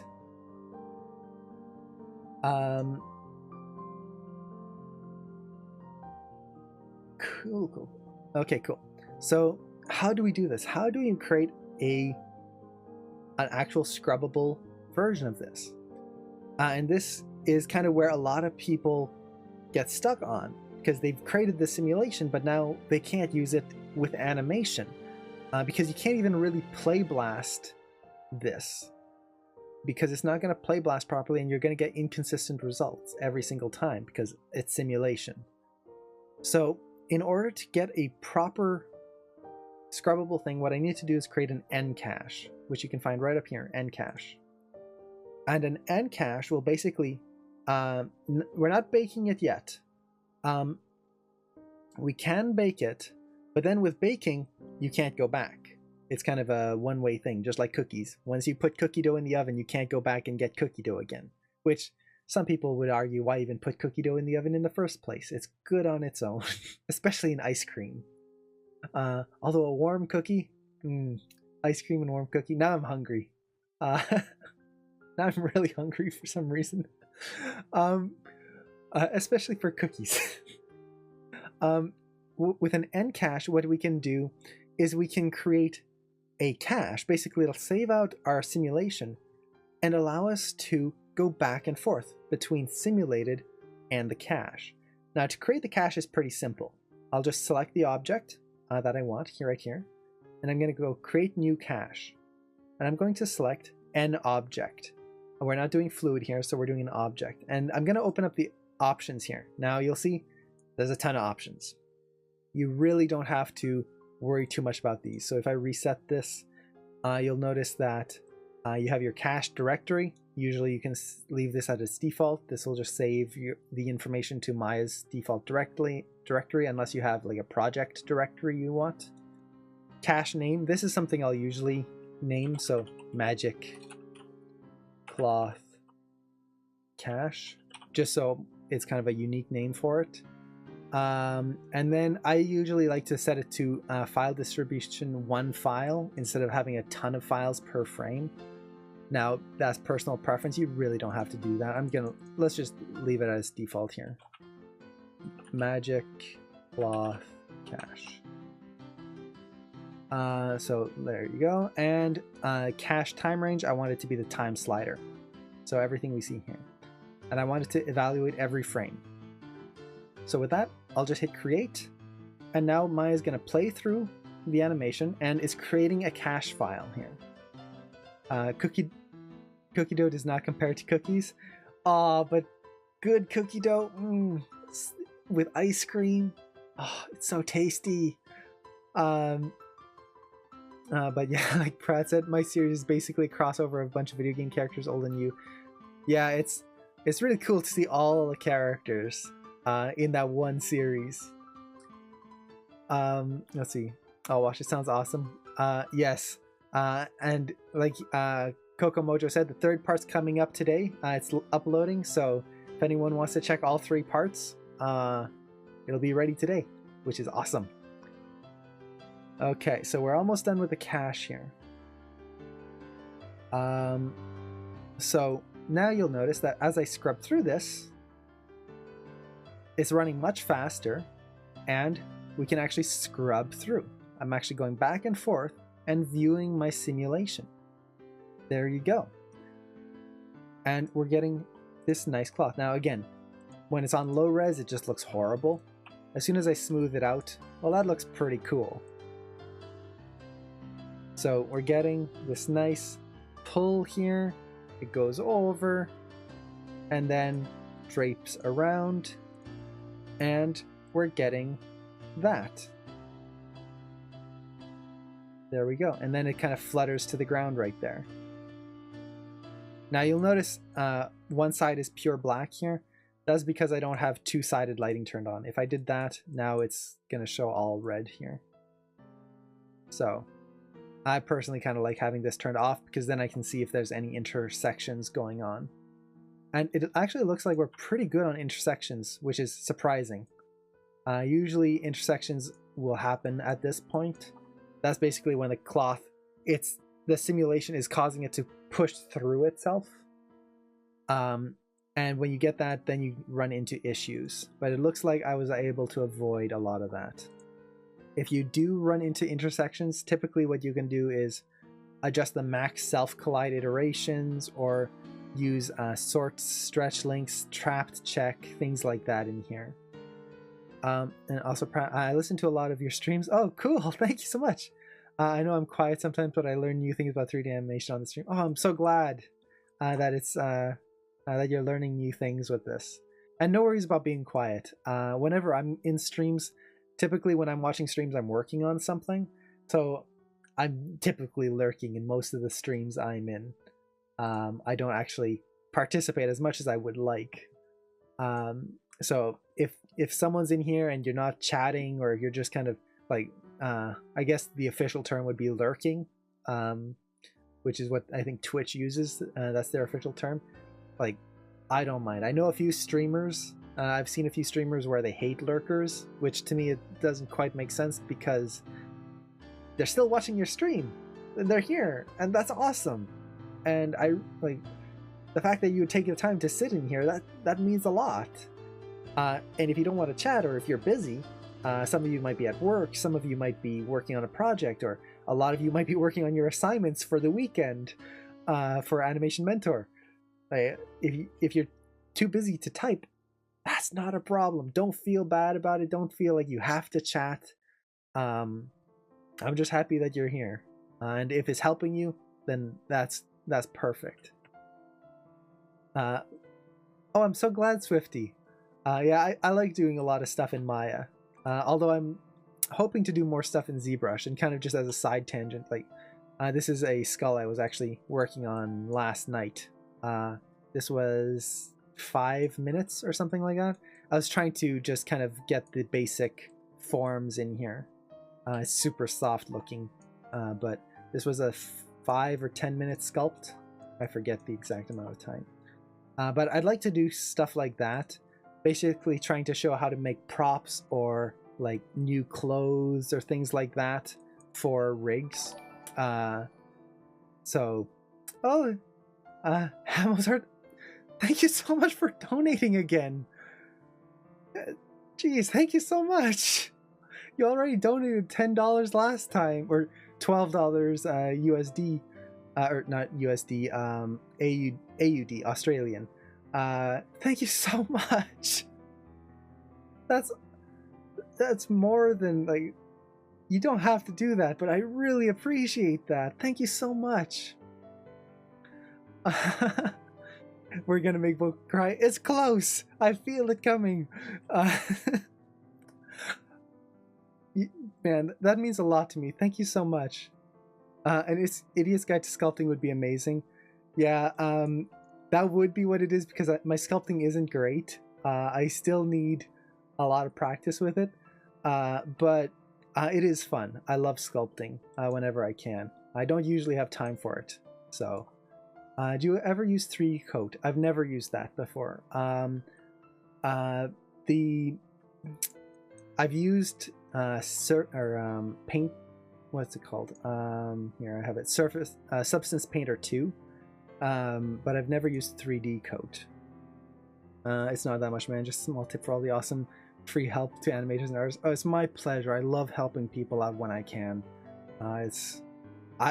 And this is one of those things where when I started out, so many people helped me out, and I cannot thank those people enough for taking the time to help me. And that goes from my mentors, classmates, just everyone along the way that helped me get to where I am now.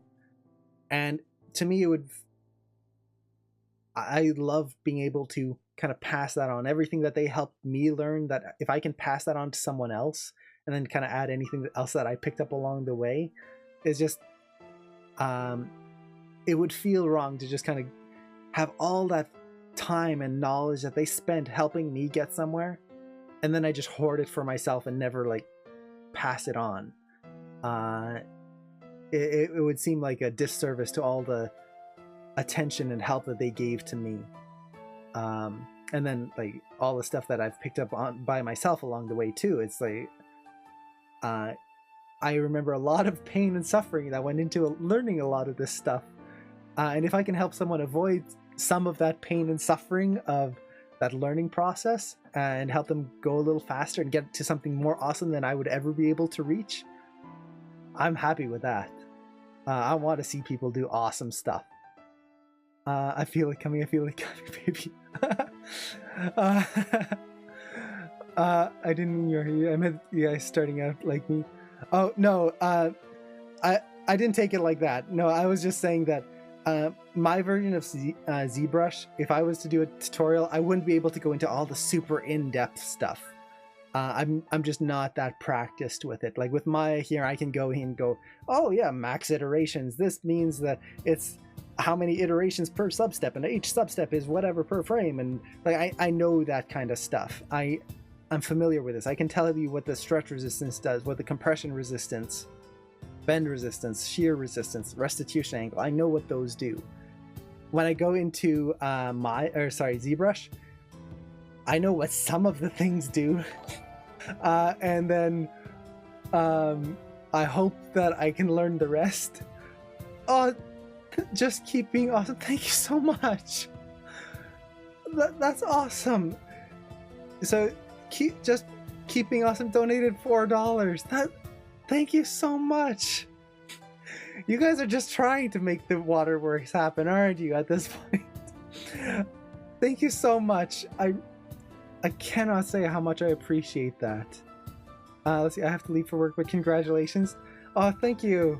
Have a great time at work. And if you want to catch the end of this stream where I finally finish this cloth, it's going to be recorded and posted up. So you can definitely catch it there. Oh, and yes, as the Rip Rat mentioned, my streaming schedule is down below. I also have a countdown timer in there. I don't know if it's helpful for anyone. Also, for anyone who might be new, there's also a Discord channel in there where I put announcements if you want to just chat with people, hang out, give suggestions for demos that you'd like to do. So right now, the next big demo that I kind of like and I really want to do is a water simulation demo. And not just water simulation, but I want to do a rig walking through water or something like that. So a character who's going to step into a puddle or something.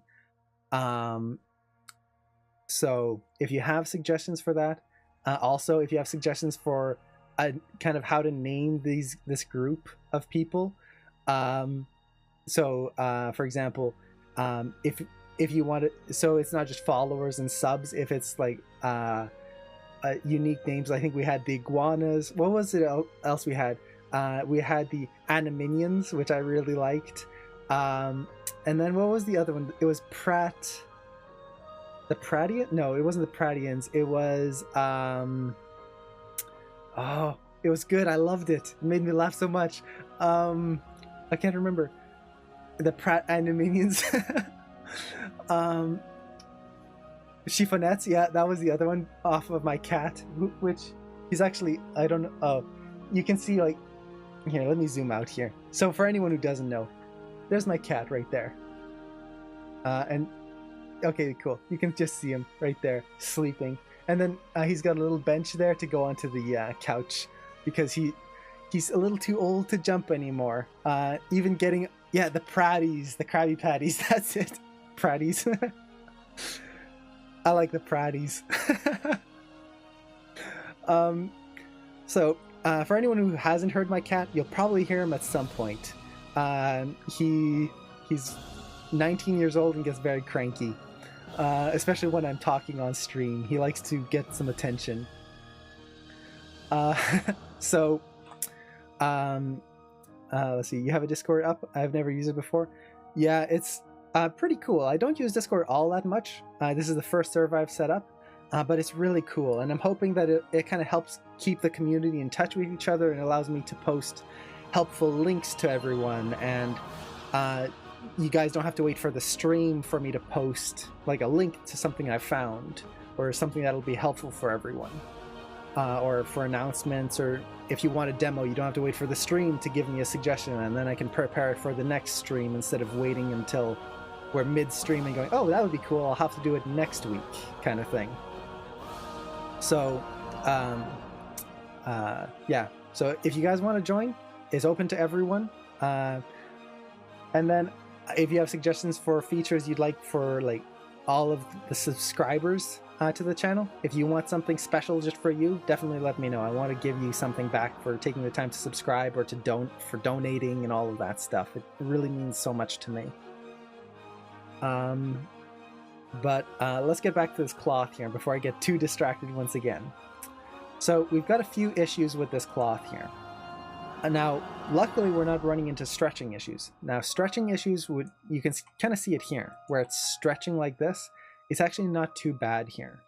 If ever you get stretching, like really, really bad stretching, what you can do is up the stretch resistance, and that'll help to avoid just stretching to a breaking point. Oh, have a good night, Argonaut. Thank you so much for stopping by and hanging out for this whole time. And it was my pleasure. Hey, Swifty! Thank you so much for the subscription! Thank you so much! Man, you guys are awesome! Not only did we hit 200, we got 2 donations, we got a subscription. Jeez, this stream is just like a explosion of just awesomeness tonight from you guys. You guys are so awesome. Thank you so much. Thank you so much, Swifty. So, you can see here how we're not getting too much stretching, and if I smooth this out, it's actually not stretching too bad, but it's not actually connecting to the hand. Snowball effect, definitely. This stream is just a big snowball effect. I don't know what happened today compared to the other streams, but it's just, it's awesome. Thank you so much. Yeah, and I got paid too for hitting 200 exactly. So let's see. We've got a few things to fix. First of all, the cloth is going through his hand quite a bit, which I do not like. This is not good, especially later on here. Ugh, that's not good. So I need to set up some sort of collision with that. The other thing that I need to do is I need to make sure that he's actually holding it, that he's actually has the cloth in his fingers. Now that there's a lot of ways to do that, but I'm gonna do a very kind of, I don't want to say it's cheating, but it's a very simple way that works very well for quick animation for something like this. This is not gonna be a demo reel about my cloth simulation. This is, for me as an animator, my animation would be on my demo reel. The cloth simulation, as long as it looks like cloth, that's all I care about. And as a recruiter, they're not going to be looking, oh, let's look at all the fine details of the cloth and make sure it actually looks like this very specific fabric. For me, that's not important. For me, what I'm interested in is, does this look believable, and does it look like he's holding it? But before we get to that, let's actually fix the intersection issues. Now, the way I'm going to do this is a very simple way. Let's go to the frame where his hand is closed here. And what I'm going to do is I'm just going to create a polygon cube. And let's call this hand collider. And with this polygon cube, I'm just going to place it in the hand, and I'm going to use it as a way of creating a very simple kind of mesh that goes over his hand that I can use to create a passive collider so that the cloth won't go through his hand. Now, I could use the hand geometry, just use the geometry of the hand itself. But again, the hand geometry is super complex. And while it would work, it would slow things down a lot. So instead, what I can do is just use a very simple cube. And it doesn't have to be super accurate. It just has to be enough to cover the hand and cover the main elements. I'm not even going to worry too much about the fingers here. So I'm just going to take this cube. Let's scale it up here. And this is the fun thing about simulation, is you don't really have to be super accurate all the time. A lot of the time you can get away with just being like, yeah, close enough, and it'll work just as good as if you had done something that was amazingly detailed. So with this, I'm actually going to increase the subdivisions on this cube just a little bit so I can get a little bit more detail here.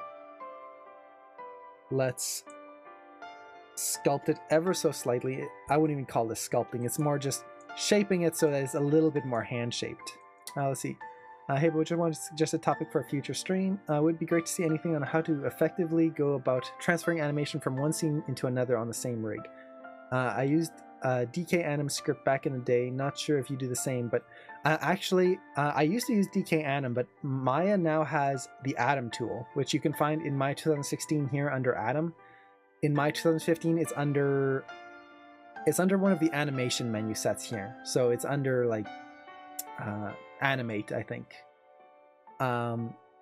So the Atom tool is really cool, and we can definitely do a quick demo of that in a future stream, because transferring animation is super helpful, especially if a rig breaks, or if you want to copy animation onto another rig and then just tweak it so that you have two characters doing similar things. It's also very good for, like you mentioned there, transferring animation from one scene into another without having to just kind of re-reference things or whatnot.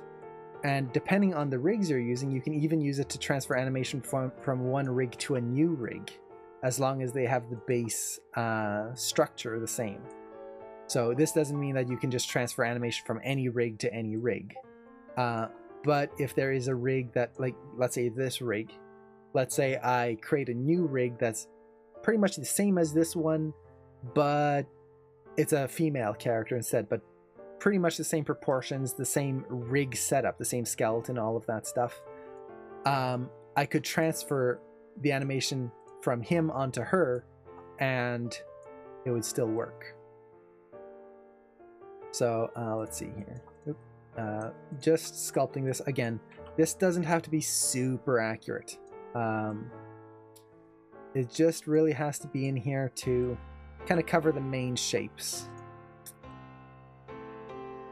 Let's see, bring this down here just so we can start getting those fingers in there like that, something like that here. And you can see it's super basic. I am not interested in creating this super fine glove that fits perfectly on his hand, not at all. This is just a super rough mock-up of what shouldn't be crossed through. Basically, I don't want the cloth to go through his hand. If it just touches a little bit and goes through a little bit of his skin, that's fine. I can adjust that later myself. So we'll go with something like that for now. Now, what I can do here is, let's see. I'm going to create a locator. Let's scale up this locator here. And I'm going to call this hand collider offset. And just so I have a little bit more control on this, I'm going to take the wrist control, select the locator, go to constrain, parent, and let's see, maintain offset, turn that off, hit apply, just so the locator snaps to the wrist there. Then I'm going to take the hand here, hand collider, and parent it to the locator. What that means is now that hand collider is going to follow the hand, but if I need to, I can still key this and kind of just get a little bit of extra control in here.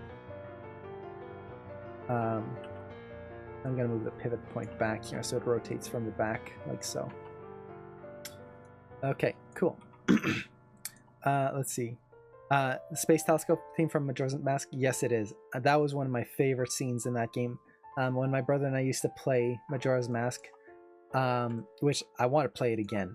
It's so good, and it's actually on my shelf.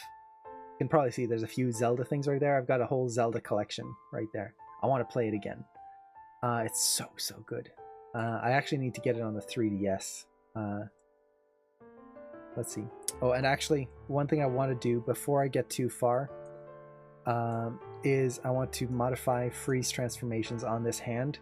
That way, if ever I rotate this, I can get it back into its default position here. Don't want to forget that. Okay, so with this, select this hand, go to end cloth, create passive collider. There you go. Now this hand is going to cross over. Oh yeah, I keep forgetting my camera is actually wider than what I'm actually sharing. So here, aha, zoom out, my office.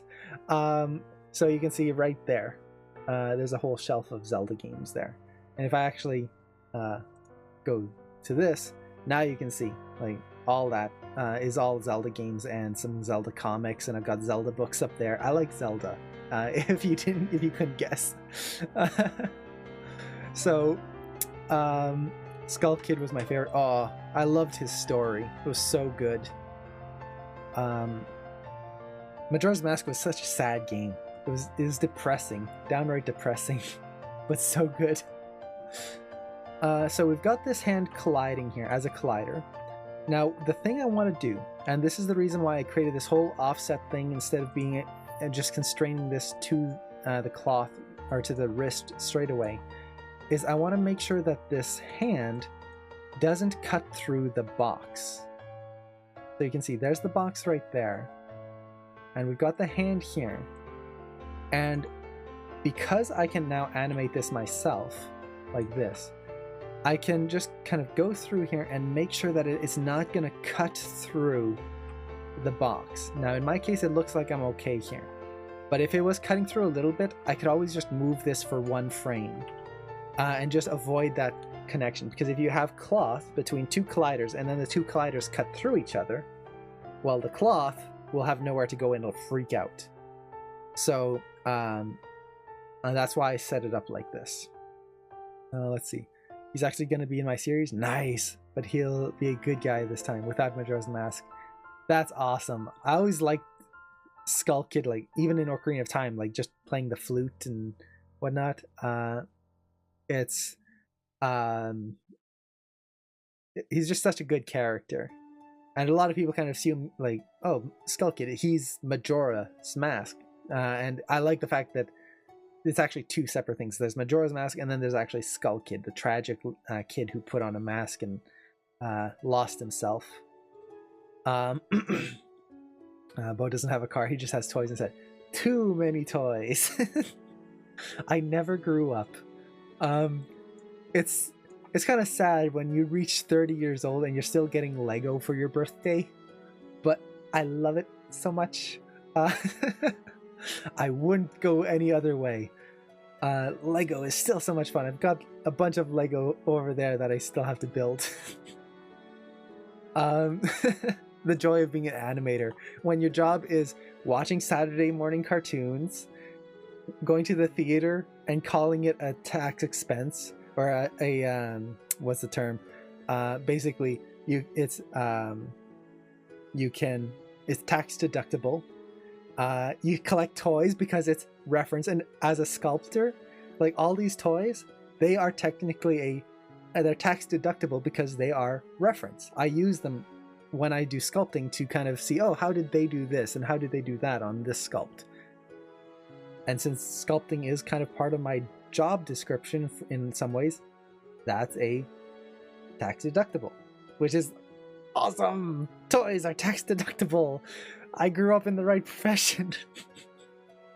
Yeah, tax write-off, exactly. Too many, but why do you want more than? You can never have too many toys. Even when it's too many, it's not too many. Okay, so we've got this, but you'll see here that as we're playing through this, nothing's changing in our animation because we still have that cache. We still have this hand or this cloth, which is being driven by the animation that Maya already did. So this is where baking would be a hindrance. If we had baked this out, suddenly we've got to recreate our whole cloth because we baked out all the constraints. With a cache, all we need to do is select our object here and go to End Cache, and I can either replace the cache, which will just recreate it based on the new information we have, or if I just want to do a quick test, I can do Disable All Caches on Selected. So what that'll do is now it's going to go back to using just the actual animation, or the simulation, I should say. Not technically animation, but simulation. So now you'll see it's slower.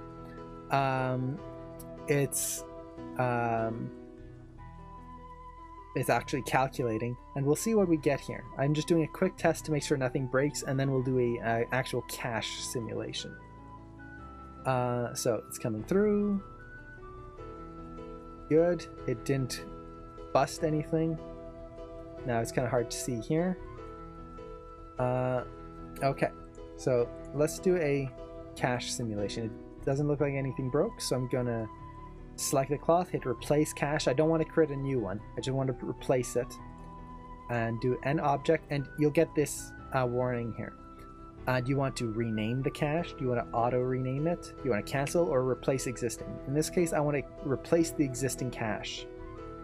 Now, if you wanted to compare, I could actually create two different caches, and then I could switch between them, that's pretty cool. That way you can kind of, oh, I want this to be a little silkier, But I want to see what happens when it looks like burlap instead. Go between the two and see which one you like more. In my case, I kind of like how it looks already, so I'm just going to replace existing. Let's see.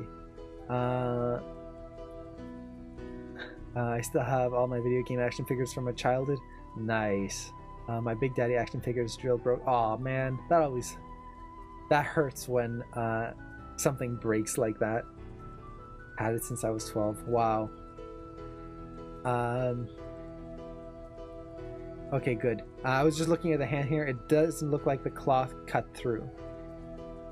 I still kept all my video game stuff. Same here. I've still got my old NES. I've got an Atari 2600.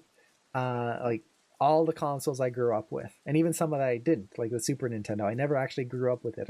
My cousin had a Super Nintendo that I played whenever we visited, but actually picked one up for ourselves, my brother and I. And now we have that. Yay! Let's see. So it created the cache, so we should be able to scrub through this here now and see what we've got. So let's put this in high res here. You'll see it's still not quite touching the fingers. That's okay. We're going to let's see. Oh wait, yeah, I created the cache, but it's still disabled. So I need to go back to Encache here and enable all caches for selected. There you go. I was wondering why it was slow. So this is the cached animation. So it's coming through, and basically what I'm looking for is right here. It doesn't cut through the hand anymore. If you remember before, as he was swinging it around, it would cut through the hand right about here, as he was swinging here. Now, because of this block, it's pushing it out. And you have to keep in mind that this block, it's still got a collision thickness. So it's actually offset because of the animation here. But you can see that we've got that collision thickness. Now, it's not lining up because it's just a viewport error here. But it's going to help avoid a lot of the interactions coming through here. So we've got that in place, and the cloth goes over. And we get, ooh, that's a really nice swoop that it created there. Look at that, the nice whoosh right there. And then it crumples on the ground.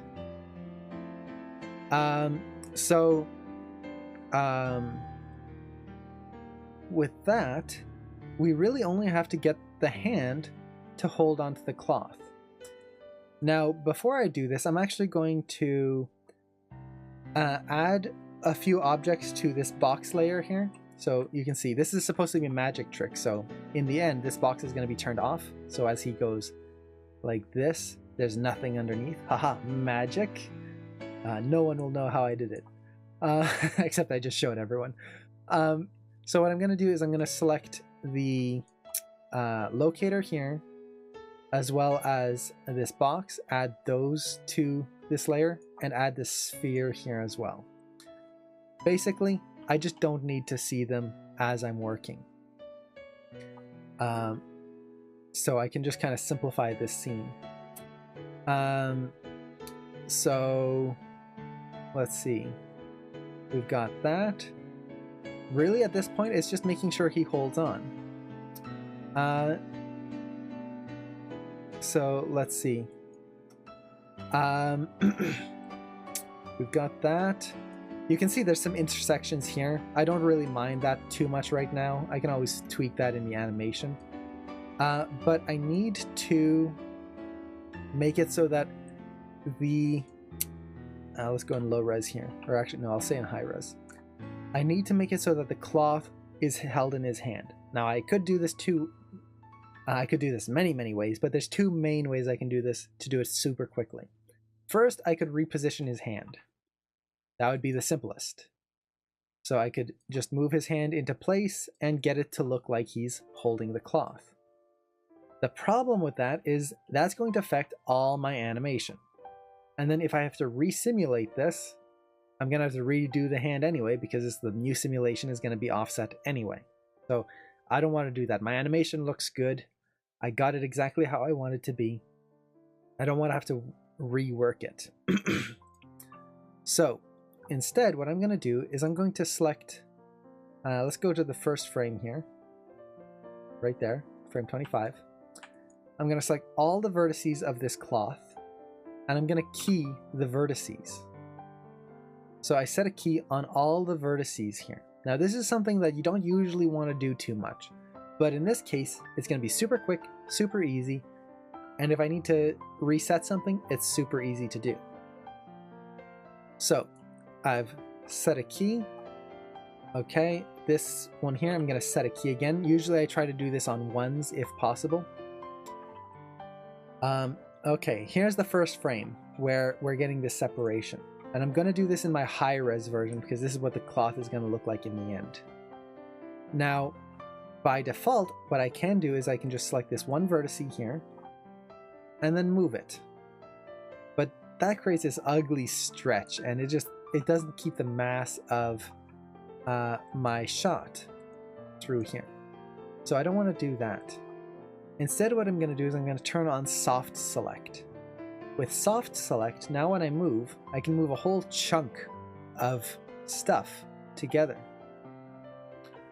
And this will allow me to get a more, a cleaner look to this.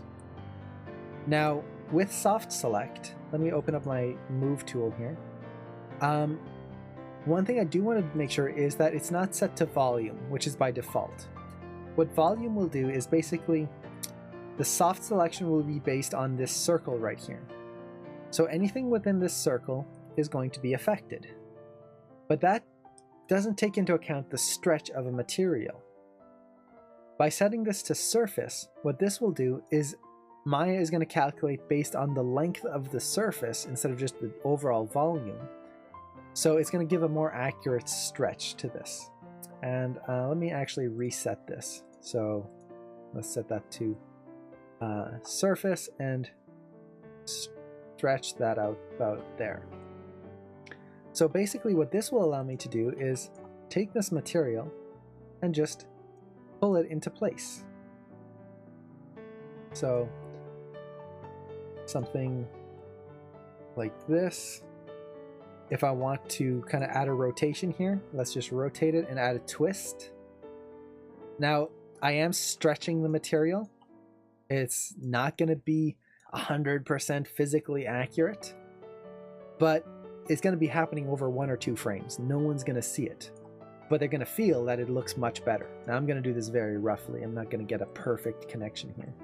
I can even add a twist if I wanted to, right in there, like that. So with that, I'm going to set a key on everything else as well. Just make sure I key everything. Okay. Select this one here. Again, let's maybe increase our radius. Let's see. Bring this down. Bring this over. And I don't mind if it cuts through this back finger as long as it looks good from the camera view, which is going to be the front here. So we'll do that.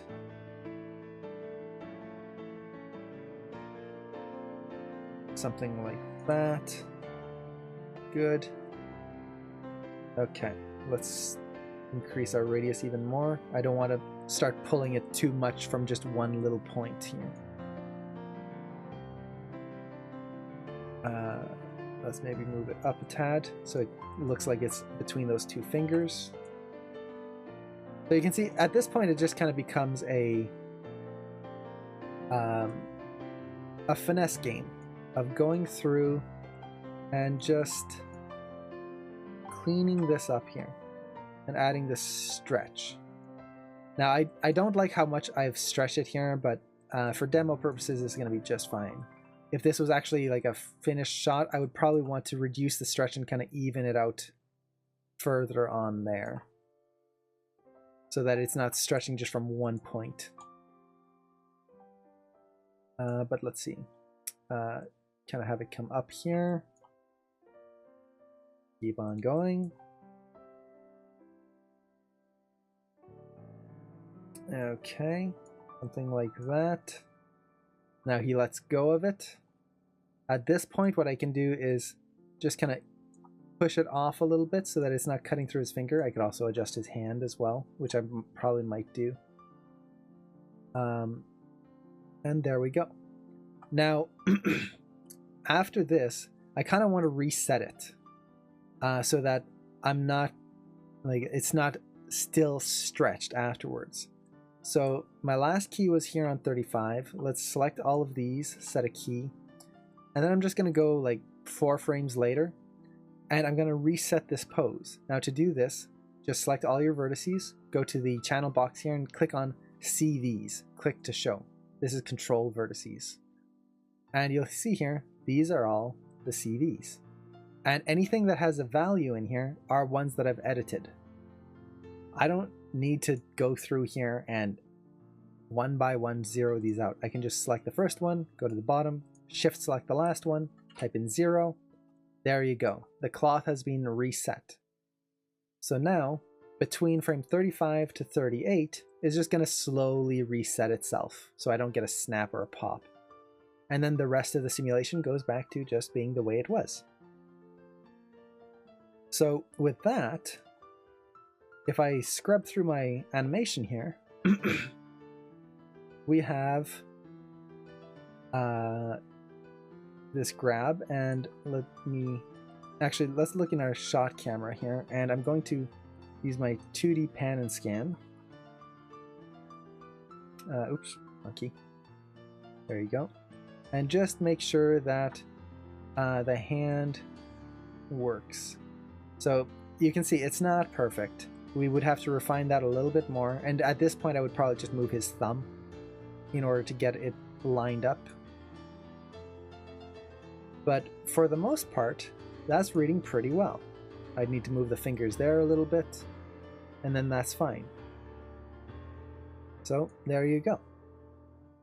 Now, I guess we can just go in here super quick and refine that.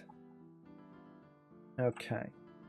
So on this frame, I'm just going to make it so his finger actually contacts here. Just to kind of show that interaction a little bit more.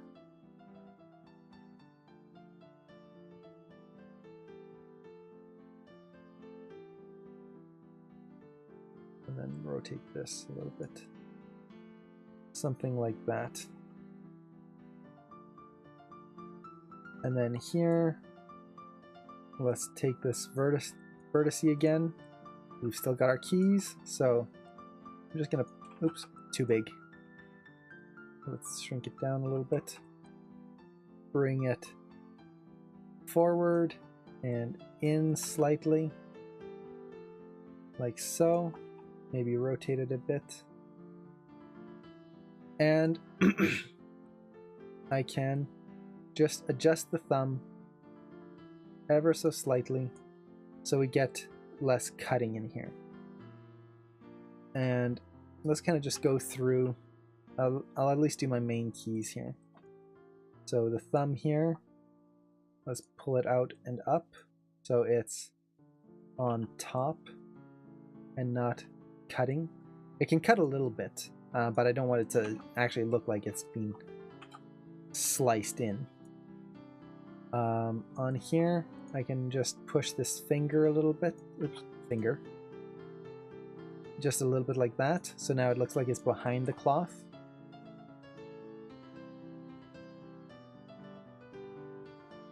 Let's kind of push it back a little bit more so we don't get a pop.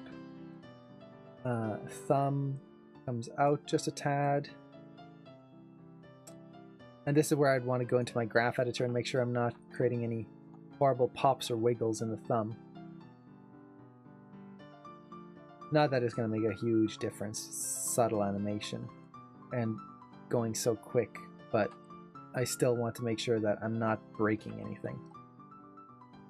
Okay, so we've got that. I might bring the thumb up a little bit more here just to get that stronger connection. This is good. Okay, Now this frame. We've got the let go there. On this frame, let's see, I think I'll just bend the wrist a little bit more. Let's see, how is that going to affect my keys here? Rotations.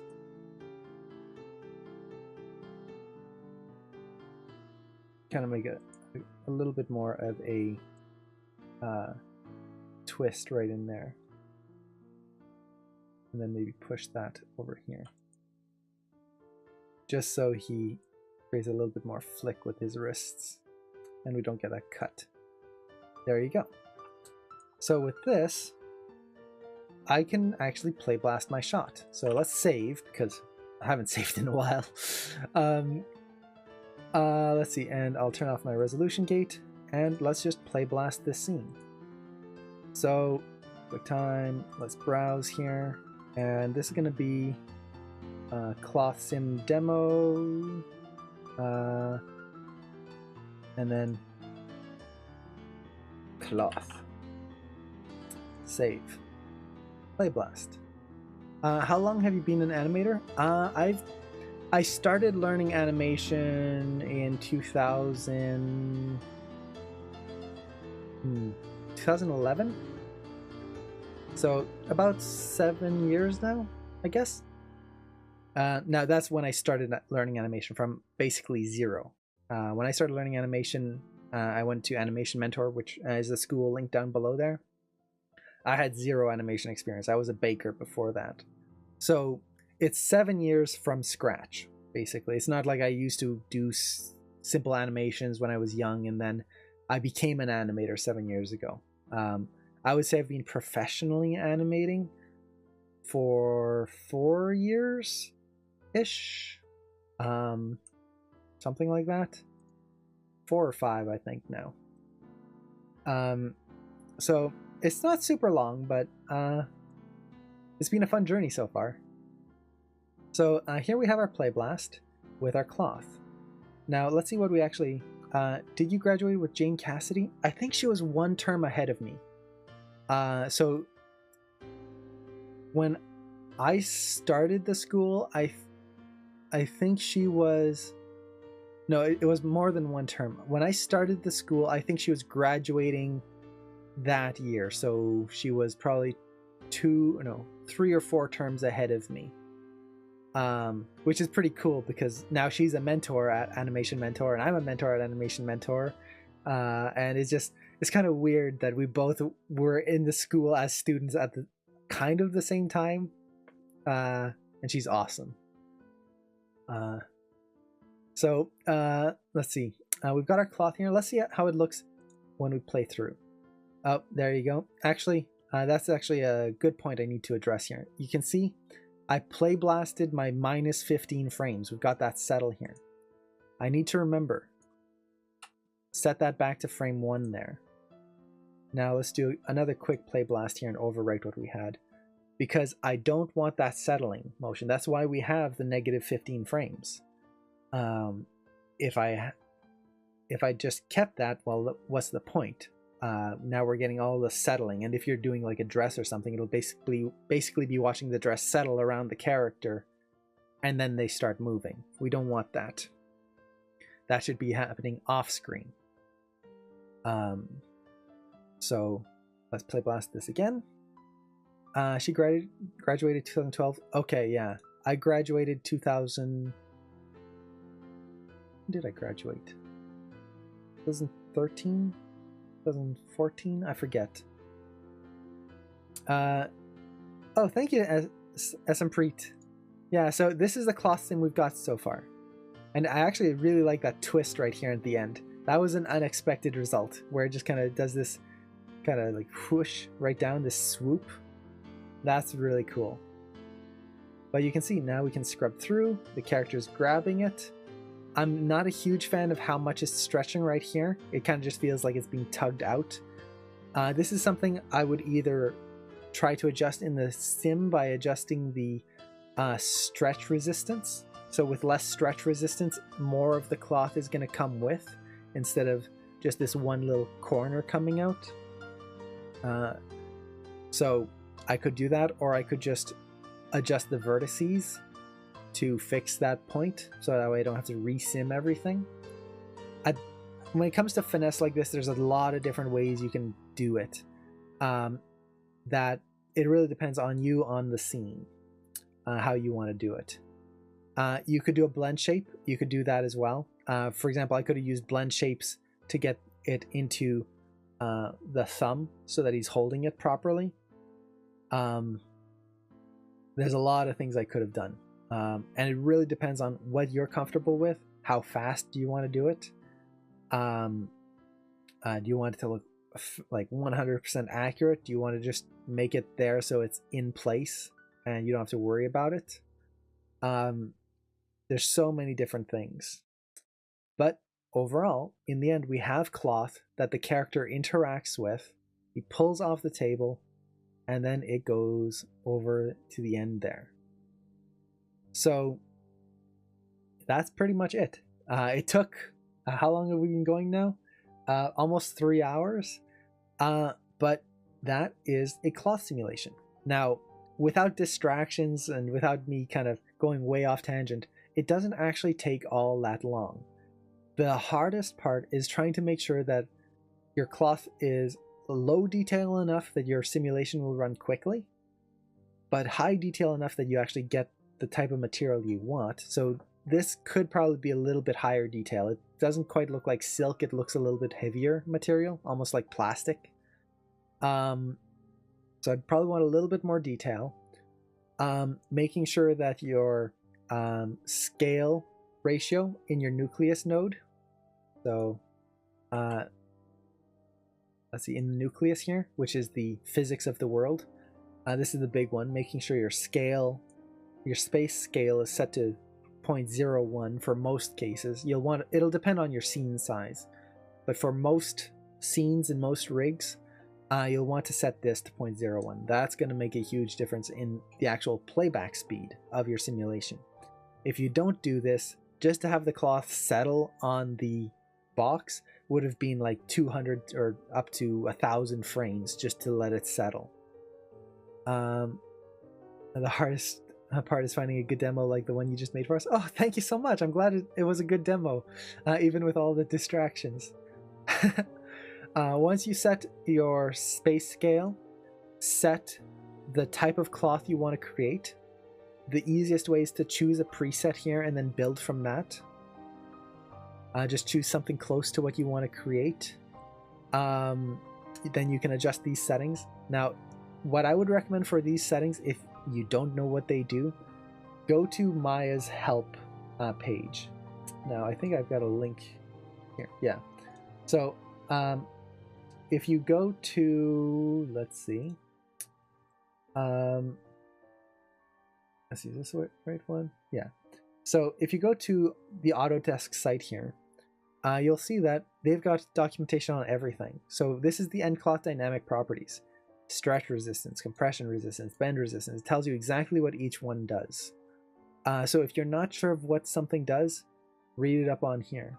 I highly recommend, especially when you're doing things with physics, lighting, or simulation, Maya's help pages are amazingly helpful at just making it less difficult to try and figure out what each attribute does. Now, it doesn't mean it's super clear all the time. Some of it you kind of have to try and decipher what they mean because they're using a lot of mathematical terms or more complex terms. It's not just, oh yeah, it affects the stretchiness. No, they use a lot of like the actual mechanics of the stretch. But it can be very helpful in trying to solve issues. So often all that's available is a quick overview. Oh, cool. Yeah, I'm glad it was helpful, even if it took 3 hours. Hopefully, for anyone who missed the beginning, when you watch the recording, maybe you'll be able to watch it in double speed or something like that. Take a little less time. Some important attributes in here are the collision strength, or sorry, not the collision strength, the thickness, self-collide width scale, and solver display. This is going to be very helpful for actually seeing how much thickness is in the scene or the object. Friction, stickiness. If your objects are just sliding around on each other, increasing these can help a lot. after that, max iterations or self-collide iterations can be very helpful in avoiding cloth that isn't calculating correctly.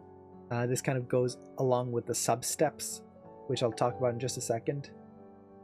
Yeah, so actually that leads into the next thing. Once you've set all of these and you hit play and the simulation isn't doing anything properly, like for example at the beginning of the simulation when I did the cloth, it kind of bent down and then it's flattened out and spun in place. That's Maya not being able to calculate enough. If you run into that, go back to your nucleus and increase your sub-steps. By default, I think it was set to 3, and I've bumped it up to 40. So that's a lot more calculations in here. Oh, take care, Kokomojo. Thanks so much for hanging out and stopping by. But watching a demo where the person just reaches 201 followers is more entertaining. That's awesome. So these sub-steps are super helpful. They are actually what calculate how much calculation goes into this animation here. Oh, my pleasure, Kokomojo. I'm looking forward to seeing part 3 today. Whenever it's uploaded, I'll see it on my subscription and watch it right away. Let's see, max collision iterations, that's also very helpful for just calculating, getting better collisions at times. Let's see. And then after that is basically trying to keep things simple. So for example, when I have him pick up the cloth, I just created a simple sphere and had the cloth constrained to the sphere using an end constraint. I could have constrained it to his hand, but by constraining it to his hand, that's a lot of detail of geometry. So I just create a simple sphere as a kind of in-between. Instead of having to create a collision between his hand and the surface here, I just created a very simple, very, very simple box, and kind of shaped it to the size of his hand, and used that instead. Again, it simplifies the collisions. It did exactly what I needed it to do without having to slow down my my calculations to a standstill. Whatever you can do to simplify things is immensely helpful. Now, one thing with simulation is, as cool as it is unpredictable. And you have to be very careful of what things may happen with it. Now, what I mean by this is you never know what shapes could happen or what could be created when you simulate something. And I mentioned I wanted to show this earlier because it is important. I'm going to take the vertices here of my object, and I'm going to delete all the keys here. So I'm going to just kind of reset it back to its default. So now it's not going to be in his fingers quite perfectly. That's fine. So I'm going to disable my encache, disable all cache, and then what I'm going to do, let's see, actually before I do that, let me disable the cloth so it's not calculating as I slide everything. Oops. Let's go there, and actually I have to go to -15, go back to the start of my animation. There you go. Okay, or sorry, the start of the simulation, not the start of my animation. From here, let's see, trying to keep track of what I want to do and not get distracted. Instead of having it follow the sphere the whole way, what I could do is I could actually disable the constraint between the sphere and the cloth and kind of just let the cloth move as if he'd actually let it go and let physics do the rest for me. So for example, let's say on frame 36, I'm going to select my dynamic constraint right here. Actually, this is another good thing to cover. A lot of times when you're doing a dynamic constraint, there's certain methods you can do. A spring constraint might not always work well. Sometimes you'll need to use a weld constraint. Basically what this means is with a spring constraint, the constraint has a little bit of give. So if something pulls really quick, the constraint itself is going to stretch. With a weld constraint, it's going to just weld it shut. So it's going to follow no matter what. For something like this, typically a weld constraint will work better. In our case, a spring constraint worked. I'm just going to switch to weld here just because. But you can see we've got enable right there. Now we can't actually key it right here. But if I go to my channel box, we can key it here. So I'm going to key enable right there and then turn it off here. So now I'm actually turning off the constraint. And what this will do is it'll just allow the cloth to move on its own. It's not going to follow this constrained object anymore. It's going to let physics take control. And this can be really cool, or it can be really terrible. So let's save here and just see what happens. I'm going to hit play, and we'll just kind of watch what happens. At the beginning, it should be pretty much the same thing. He'll grab it, he'll swing it around, but as soon as he lets go, instead of kind of flying off to the back in a nice clean arc the way we had it before, it might do that. It might do something completely different. And the way we would need to control that, okay, here we go.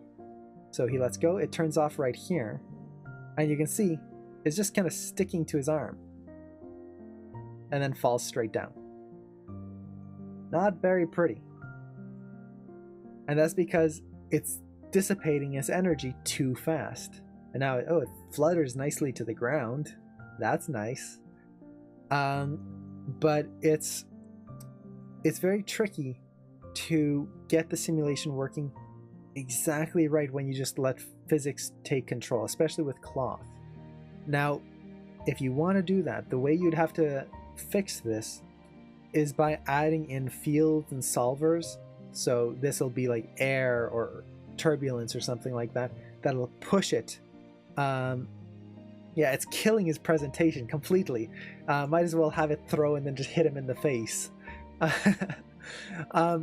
So you could add things like turbulence and air and things like that to control where you want it to go. But for me personally, for a lot of these types of animations, unless the cloth is just following and like just drifting, if I want it to be thrown or to follow some path, I'll leave the constraint turned on.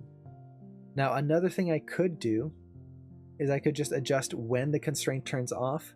So maybe instead of turning off just as he lets go, I'll have it turn off as this sphere is coming down. So hopefully the momentum will keep bringing it down. So let's say from 48 to 49. I'll just move these keys here. Right there. And don't worry about the cloth. It's just because it's still simulating and I'm skipping frames, it's just acting all crazy here. So let's say what we get here. I've just moved the constraint on off point so that it turns off when the sphere starts coming down. So now we're going to kind of let it do its own thing and let gravity take control. It might turn out great, it might not. That's the thing with simulation, is unless you put in a lot of extra work in making sure that the air turbulence and all of this stuff is precise, you're dealing with physics. Okay, so it turns off right here, and now it's kind of just drifting off to the side there, which is actually pretty cool. So it kind of feels a little bit more like cloth. It's not dropping down super quick. I actually like this. It's kind of sliding along the floor there. So this is actually an example where I might want to take my floor and I'm just going to increase its friction and maybe even its stickiness. So when it hits the floor, let's see, it should work. And then, am I crazy, or are you using the AM menu toolbar on the version of Maya later than 2015? I am. You can download it for AM 2016 and 17. Just go to the ARIG site for that.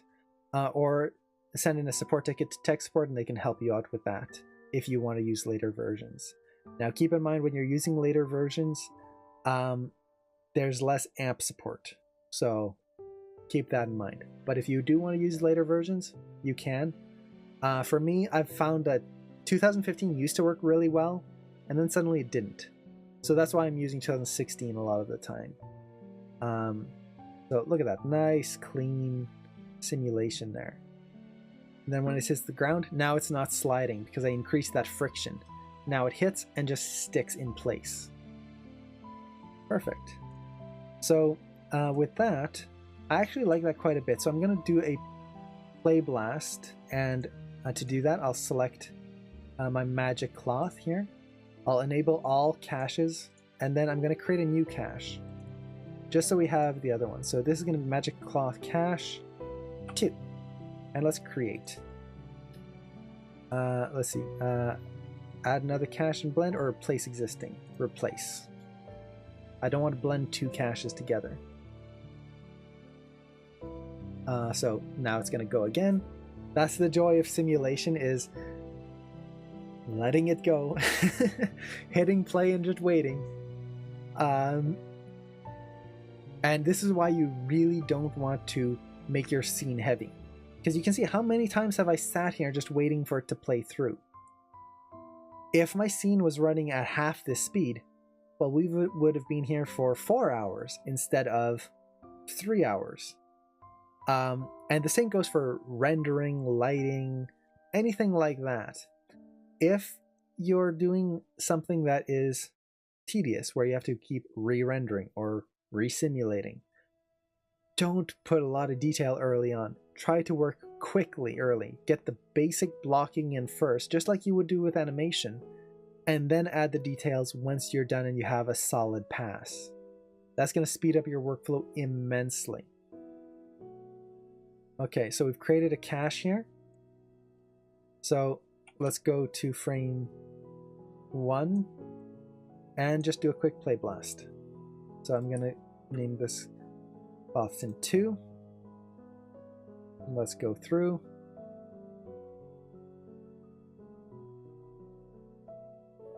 And let's see.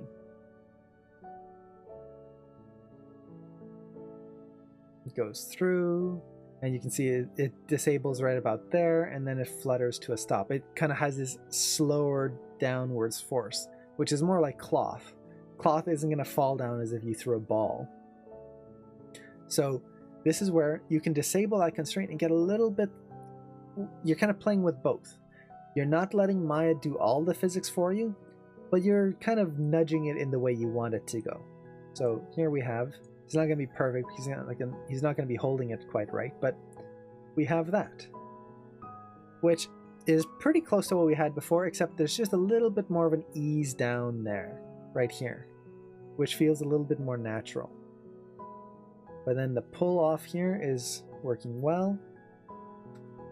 And just because I mentioned it earlier, let me disable the cache again. Disable all caches on selected. And I'm going to turn up its stretch resistance. Let's just go to 200, see what we get here. And basically what I want to see is if I can reduce that amount of weird stretchiness when he's first pulling on this, where it just kind of feels like that one point is pulling out. Oops, what's going on here? Go back. There you go. I don't know why the cloth disappeared there. So we're just going to let this play, and I want to watch that point and see if it's going to kind of stick together a little bit more.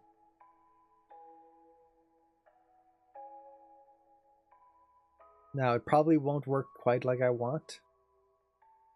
Oh yeah, that actually works a lot better. Actually, it's a little too good. It's not stretching whatsoever now. So I'm going to go, maybe I'll just double it, 120. So let's hit play here. And while this is playing, I'm going to open up my old cloth sim demo that we had done earlier. Kind of get it out of the way. So the area I'm trying to fix is right here, where it looks like it's just yanking this one point and the rest of the fabric isn't coming along with. So by doing this, I'm just adjusting. There you go. So you can see now it's coming together as one piece instead of feeling like it stretches. This is where these attributes would come in. The damp, the stretch resistance, compression resistance, all of that stuff comes in when you want to adjust the feel of the material and how it's being affected by outside forces. Now, typically, you don't have to adjust too much, but it can be helpful. So I think with that, unless I'm forgetting something, I think we've covered most of the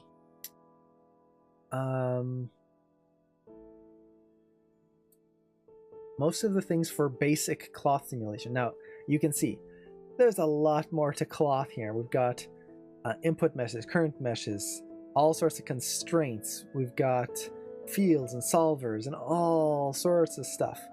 But especially for animation needs, this is like would solve more than what we need. And the same thing goes for clothes. If I wanted to add a dress to him, which I guess we could kind of do very quickly, add just kind of a skirt around him, it would be the same thing. Basically, I'd take a tube of cloth, model it however I need to, and just constrain the top ring around his waist. So, let's see, I kind of want to do this, actually. So, it's going to be a little extra. But let's see, how do I want to do this? First, I want to make sure that my cache is enabled on this. And then I'm just going to disable it, the actual simulation, so it runs quicker here. That way I don't have to worry about it. Let's save our scene. And then let's start our animation 30 frames earlier, or sorry, at minus 30. And the reason for this is I'm going to key his legs. Hyrule Temple theme? Yes, it is. I've got a Zelda playlist going on today, which I'm really enjoying. Your shot is going to be even greater after you add this. Oh, I'm looking forward to seeing how you implement this. And if you have questions, Elin, while you're trying to add it in, definitely let me know. And I can help you out with anything specific that comes up, because with cloth, there's so many things that can go wrong. It's just one of those things. So on frame, let me actually, I'm going to set a key on minus 15 on these controls here. Okay, let it set a key. Go to minus 30, set another key. And then what I'm doing is I'm resetting my character. And the reason I'm doing this, at least for his legs here, is, again, we need cloth to settle. And I want the cloth to settle around his legs first as he's standing normally. And then he'll move into position over here. And then the shot will start 15 frames later. So I'm actually going to go even further. So negative 45. So you can see we've got 15 frames for him to stay in this position, 15 frames for him to transition into this position, 15 frames for the skirt to settle again, and then the shot starts. Now, you don't have to do all of this. There's a lot of different ways you can do this, but I'm just doing this super simply. Yeah, sim, there's always something weird that comes up. It's just one of those things. Okay, so how am I going to do a skirt with him? Now, I could just start with a polygon cylinder and just do that. But I kind of like to start with the base mesh of the character first, because the base mesh is going to, like, if I want to kind of have the skirt wrap around his waist, if I use his base mesh, it's going to work better. Okay, so to do this, what I'm going to do is I'm going to select the rig and make his body selectable on. I can select him. I'm going to take his pants and add them to a layer. So now, that's a ground layer. I can turn off his pants. I'm not going to do that right away. Or actually, we could just go there. Boop.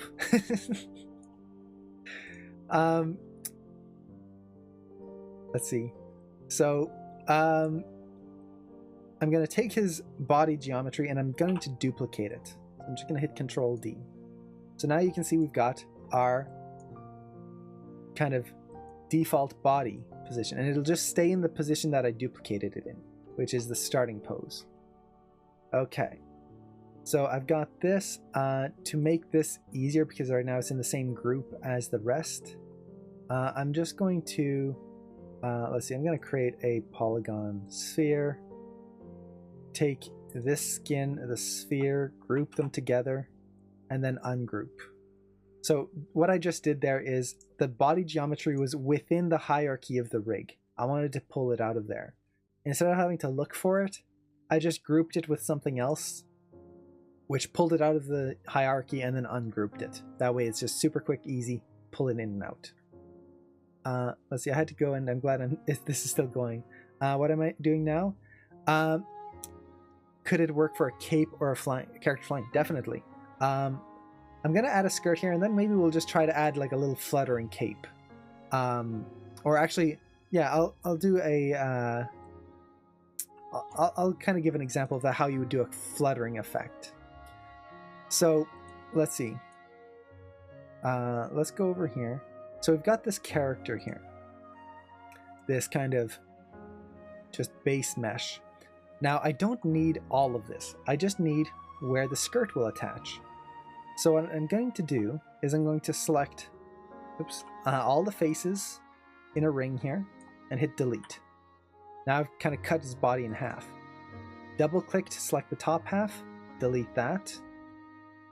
Now the whole reason I want to do this is I want to basically have a waistband for the skirt that fits where his waist is. I don't want to just have a cylinder that doesn't quite conform to his body. So really, I just need like the top 2 rows of faces here. I'm going to select all this, hit delete. Select the bottom half, hit delete. And there you go. I've just, in essence, created a waistband. That's it.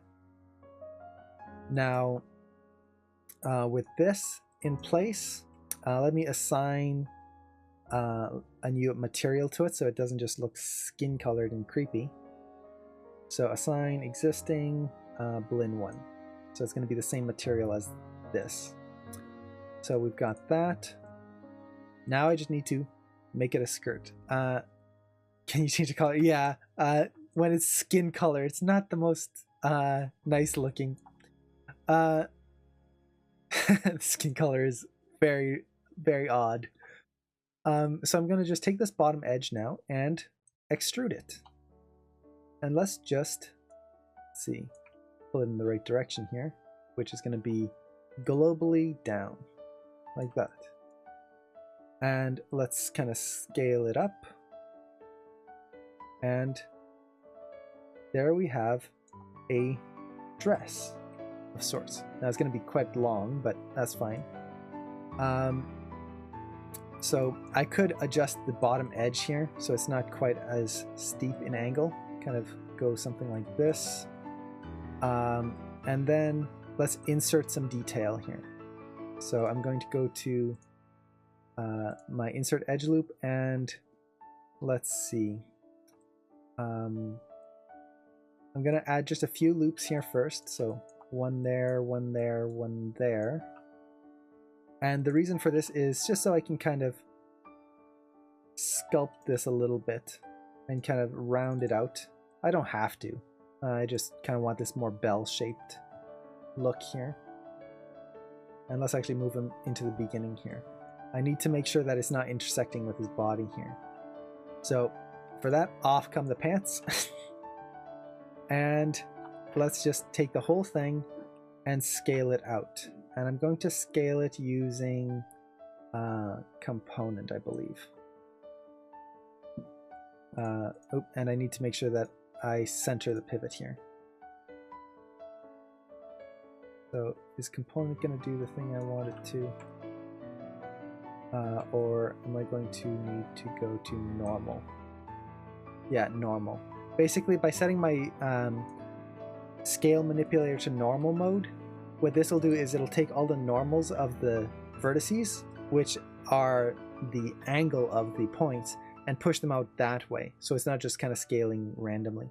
Oh, SM Pre, thank you so much for stopping by. And hopefully I'll see you in the next one. So I'm just going to scale that up a little bit so I'm not getting intersection, especially in the waist there. Now in the butt here, I'm just going to insert another edge loop and scale that, and there we go.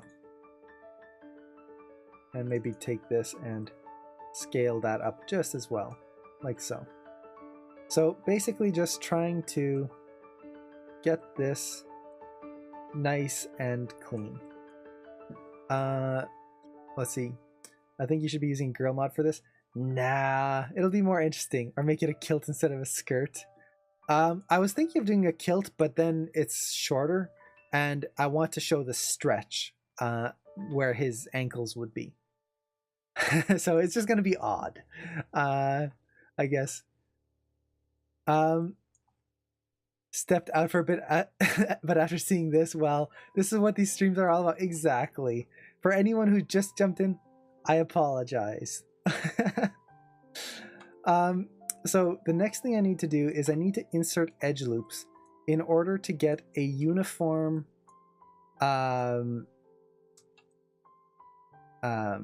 spacing on my detail here.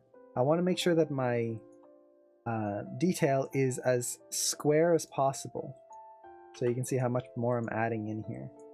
I don't want long bits and short bits and things like that. Now, one thing you'll notice is because of the initial geometry that I took, I'm getting this kind of crease in the back here. Now, I could try cleaning that up manually, or I can use Maya's sculpting tools here. And what I'm going to use is the, let me open this up and close it. I'm going to use the relax tool. So what the relax tool is going to do is, let me turn wireframe on shaded on, is going to allow me to relax these vertices and kind of even them out here. Like so. So you can see how it's just kind of evening things out, which is very nice. Even things out a little bit, get a little bit more clean. Now you can see it didn't do it at the bottom there. That's fine. What I'm going to do is I'm just going to select this bottom edge of faces and delete them. There you go. So again, shading, wireframe on shaded. There we go. Okay, so we've got the skirt in place. At this point, I just need to simulate it. So let me save here. I'm going to name this skirt. And go to endcloth, create passive collider, or sorry, create endcloth. And I want to make sure I'm using the same nucleus. That way I don't have to deal with creating multiple nucleus. He's going to do some caber tossing after his magic trick. I do have a caber toss animation that I've animated. I could definitely add a skirt or a kilt to that one. It would be very nice for my Scottish heritage. So we've got this. Now let's go into our endcloth shape here. And I'm going to set the preset, and let's set this to a t-shirt material. So it's going to be a little bit heavier than the silk. And we hit replace, and let's turn it to the back because I know what's going to happen here. And actually, before I do anything, I want to just double check that my, let's see, where is it? Mesh display. My normal angle is set correctly. This basically determines when an angle is going to be sharp or not. So if I have this right now and hit play, let's see. Oh wait, I need to go back to my nucleus here, and I need to set the start frame to -45. So let's hit play. And this is what we get. Not his most graceful moment. So that's not really working. So what I need to do is I need to constrain the skirt to him. So the way I'm going to do this is I'm going to select the skirt and his body. And I'm just going to isolate these objects here just so I don't have to see anything else. I'm going to, let's see, make sure there's no intersections here. I might actually take all the vertices and just scale them up a little bit more. So axis normal and just a little bit so I have a gap between his skin and the skirt there. And what I'm going to do is I'm going to select this edge and this edge and then convert the selection to vertices. So for anyone who doesn't know, you can convert selections. So instead of having to try and select all these vertices, which I could have just done by clicking and dragging here, but then, oh, I've got extras over here, and then I always have to double check. I could just select these two edges here, hold down Control, right click, and switch to vertices. And that switches my selection right there. So we've got all these vertices here. I'm going to select the body, and I'm going to do an end constraint, point to surface, like so. I'm going to set it to weld because I don't want these to bounce. I want these to just hold. But just listening to all this constraint technicalities makes me glad I eventually chose the illustration. Constraints are a pain at times. But once you do get a hang of them, they can really help speed things up, which is nice. So I don't think I'll need to adjust anything else here. So with this, let's hit play again. We've got our constraint, the body, because actually I need to set the body to collide here. Because I set a constraint, it automatically made it a rigid body for me. So let's hit play. So we get this. We've got a little bit of a deformation there. I'm guessing this has to do with the thickness of the collision. So let's select the body here, collision thickness. Okay, it's not showing up here for some reason. Let's see. Collision thickness. Oh wait, because I'm in isolate select. Let's see. Let's kind of reduce the thickness here. Oh, actually, I want to see the collision thickness. Okay. Interesting that it's inset like that. Let's see. I'm gonna just delete the history. Oh no, actually I can't do that now. Unfortunately I have to go to bed now. Oh, no problem. Have a great night. And I'm glad you enjoyed the stream. And best of luck when you set up your own cloth system. If you have any questions on it when you're setting it up, definitely let me know. Oh, and take care, Daniel. Thank you so much for stopping by. It was awesome. So let's see. I just want to set that. Okay. I want to double check the collision thickness on the skin. Okay, that seems pretty good. Let's see. I'm going to reduce the thickness here. And then the self collision, I'm going to put it to vertex mode. And then, let's see. Yeah, that's way too small there. Let's just increase that. I'm not sure why it's offset here. But let's hit play. So we're getting some deformation there. Oh wait, is it because I scaled this? No. It's probably because I scaled the vertices actually. So let's see. For now, I'm not going to worry too much about this. Basically, this is a constraint issue where it's not constrained quite properly, and then it's the thickness here is causing it to interact and kind of sync together. So what I can do, let's see, I'll just try this super quick here, is I'm going to increase my max self-collide iterations a little bit. And I'm going to use a trapped check, and I'm going to push out a little bit. What that's going to do, let's see if this does anything, is it's going to try to push these objects so that they don't get stuck within themselves. And you can see that actually did the trick. Now, basically what was happening is because the collision was so close, it just kind of went and stuck together right away, which caused the simulation to lock for those vertices. But by making sure that it checked whether it was trapped or not, and then adding some push out, which basically forces Maya to go, okay, these things are colliding, let's push them apart a little bit. It helped to fix things. So with that, let's see. The next thing I need to do, I can turn off that, turn off, wait, did I, oh wait, I constrained it to the wrong thing. So let's see, dynamic constraint 2, let's delete that. And I actually don't need, oh no, wait, I did constrain it to the right thing. Let me undo that. It's because you can see how the body kind of stays behind as I scrub through. That's just the collision view here, not updating. So, okay, we are good.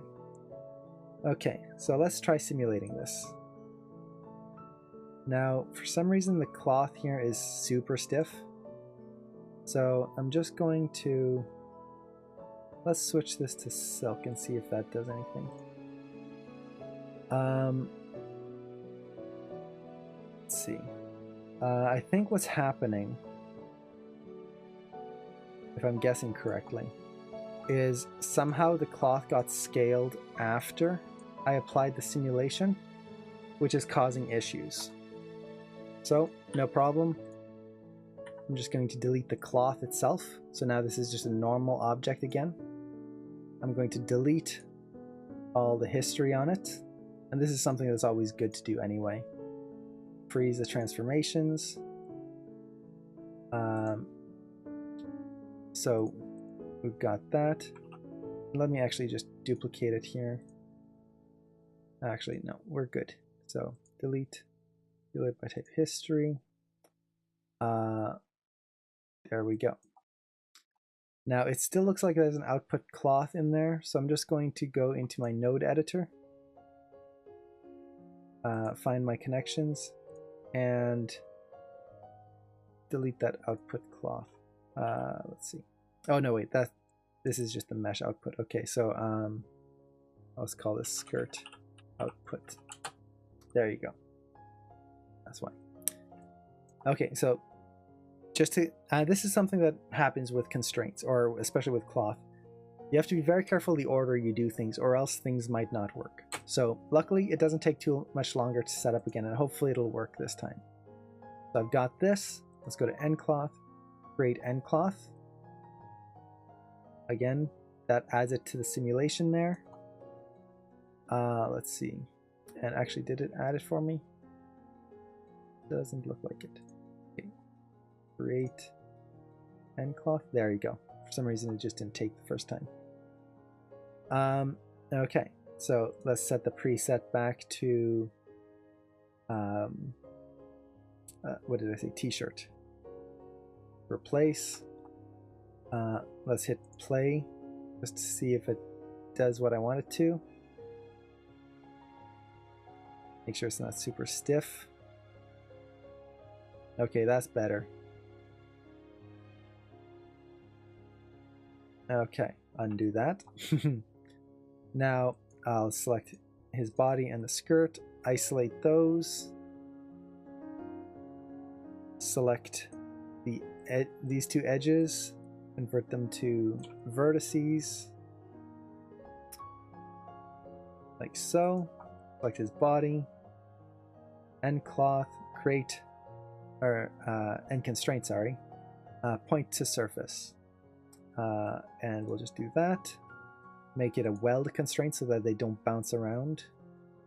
For the body, we need to make sure that it's set to collide, which it is. That's good. And then the skirt, let's double check the collision thickness. There you go. Now it's right. You can see now it's on the outside of the skirt. It wasn't, the other one was inset. So basically the geometry couldn't crumple because the collision zone was within the skirt. So this is why looking at this is very important, this kind of view here. It helps you determine whether there's issues. Now I don't want to look up his skirt, I'm just trying to figure out the thickness here. And then let's go to self collision, and I'm just gonna set this to vertex and increase, oops, not collision layer, but self collide. And let's see, something like that. Oh, too thick. I don't want them interacting with each other. So something like that. Yeah, too thick. Let's bring that back down here. And then come back down, add in our trapped check and push out, and increase our max self collide. There you go. Look at that. Now we're getting a skirt. It's still a little stiff. At this point, it might be our compression resistance. No, that's pretty low. Let's see. All CG rigs are female, but the illusion of life finds a way. So you can see now it's simulating. Now for some reason it's a little stiff still, but we're getting the simulation through here.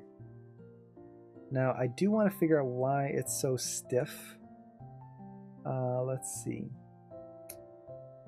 Rigidity is down. Let's see.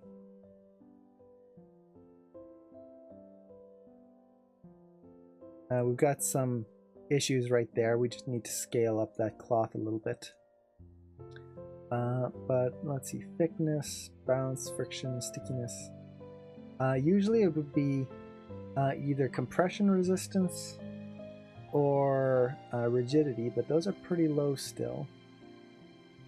Let's see. Object space.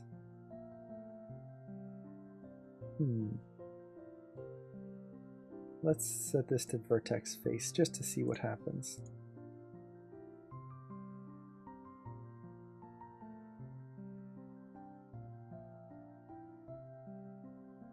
Holding its shape. It's almost like the typically when you have a setup like this where it kind of holds its shape, this is where you would use a n-constrained component to component to create an object that holds its shape here.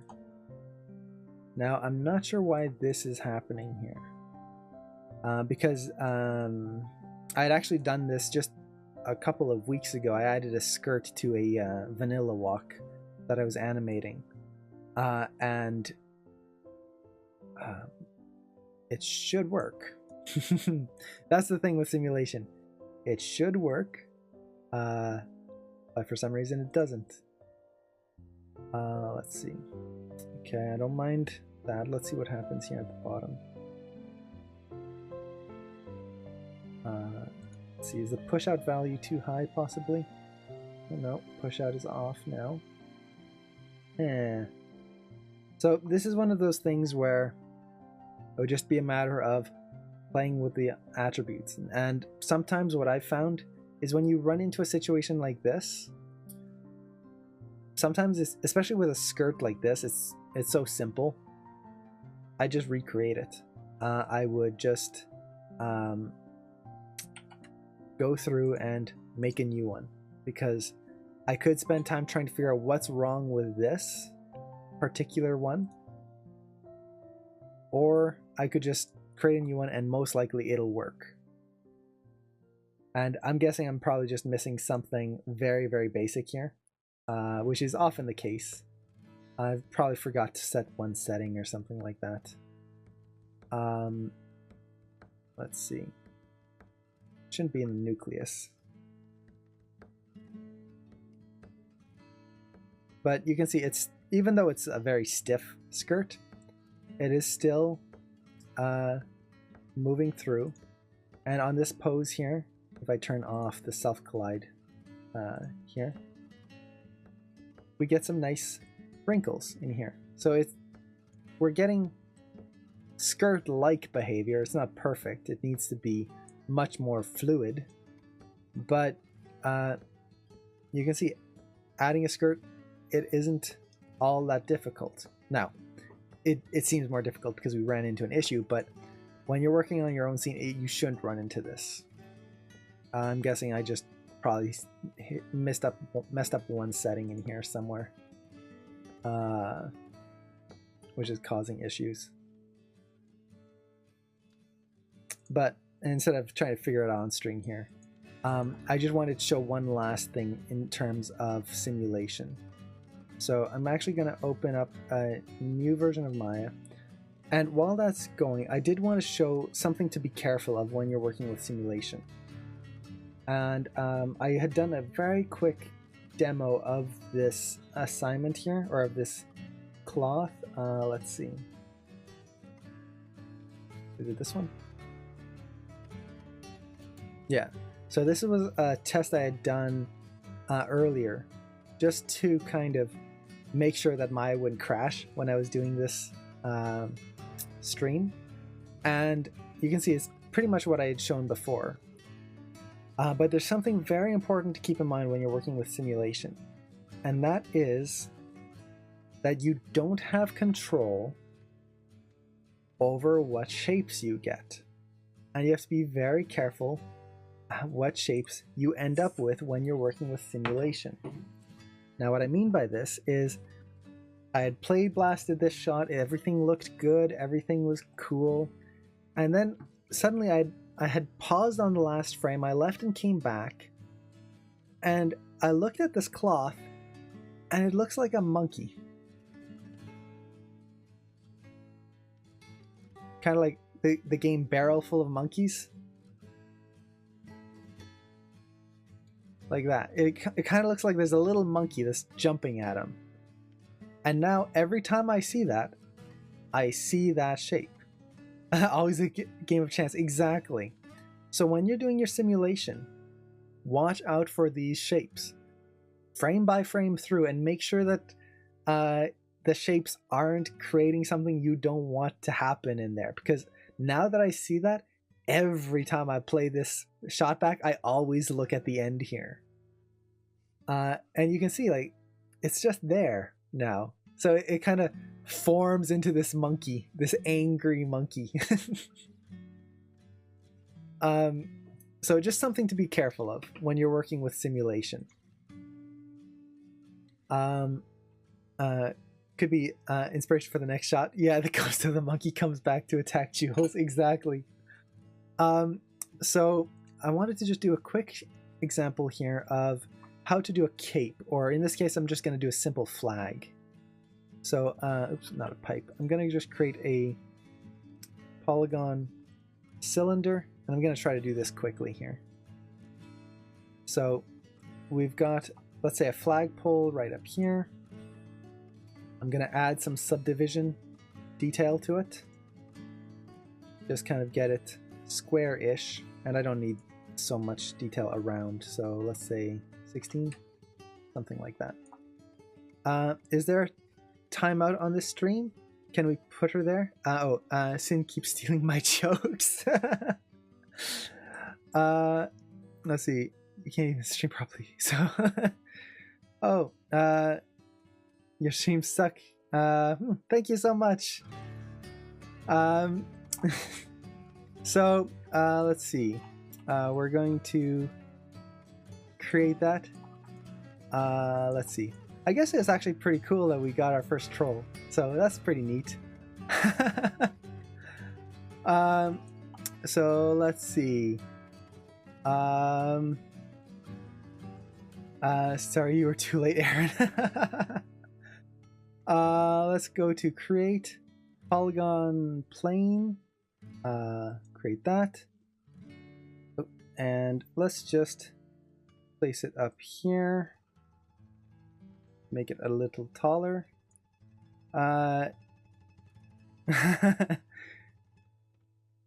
No problem, but let's see. This has been the most awesome stream of times. Thank you so much. Let's see. Let's see. It's a $200 present. First roll. Let's see. Let's see. Just trying to figure out how big I want this flag to be. We'll go with that. I don't want to spend too much time on this. So let's go 60 by 30. That way I know that I need my subdivision width, I believe, to be 20. So something like that. And let's actually go 40, 20. Nah, actually that's going to be quite high. So 15, 30. And basically I'm just trying to keep everything square. So we'll go with that. It's going to be a wide flag. So with this, let's go to end cloth. And actually, before I do that, let's select both of our objects, delete our history. Always a good thing to do. Modify freeze transformation. That way we can start from a 0 here. And then end cloth, create end cloth for this. Select the flag pole. Nope. And did Maya just freeze on me? It figures. Did Maya freeze? Did you freeze on me? Oh, phew. I was gonna say it figures. I worked on a shot with a full like cloth and constraints and all that, and then Maya freezes on a simple plane and cylinder. So with this, I'm going to create a passive collider. And let's open up our outliner. So again, our nucleus, that's the first thing we need to check. Let's hit play. Okay, that's working pretty well. Because my scene isn't huge, I don't need to worry about setting the collider too big here. I'll just leave it as default. So it's going to be in meters instead of centimeters. And that's fine for this. And I'm going to increase our playback range here. So with that, right now, we've just got cloth that falls. Not very interesting. Now, if I select this, let's put this to a t-shirt material. And still just falls. Not very interesting.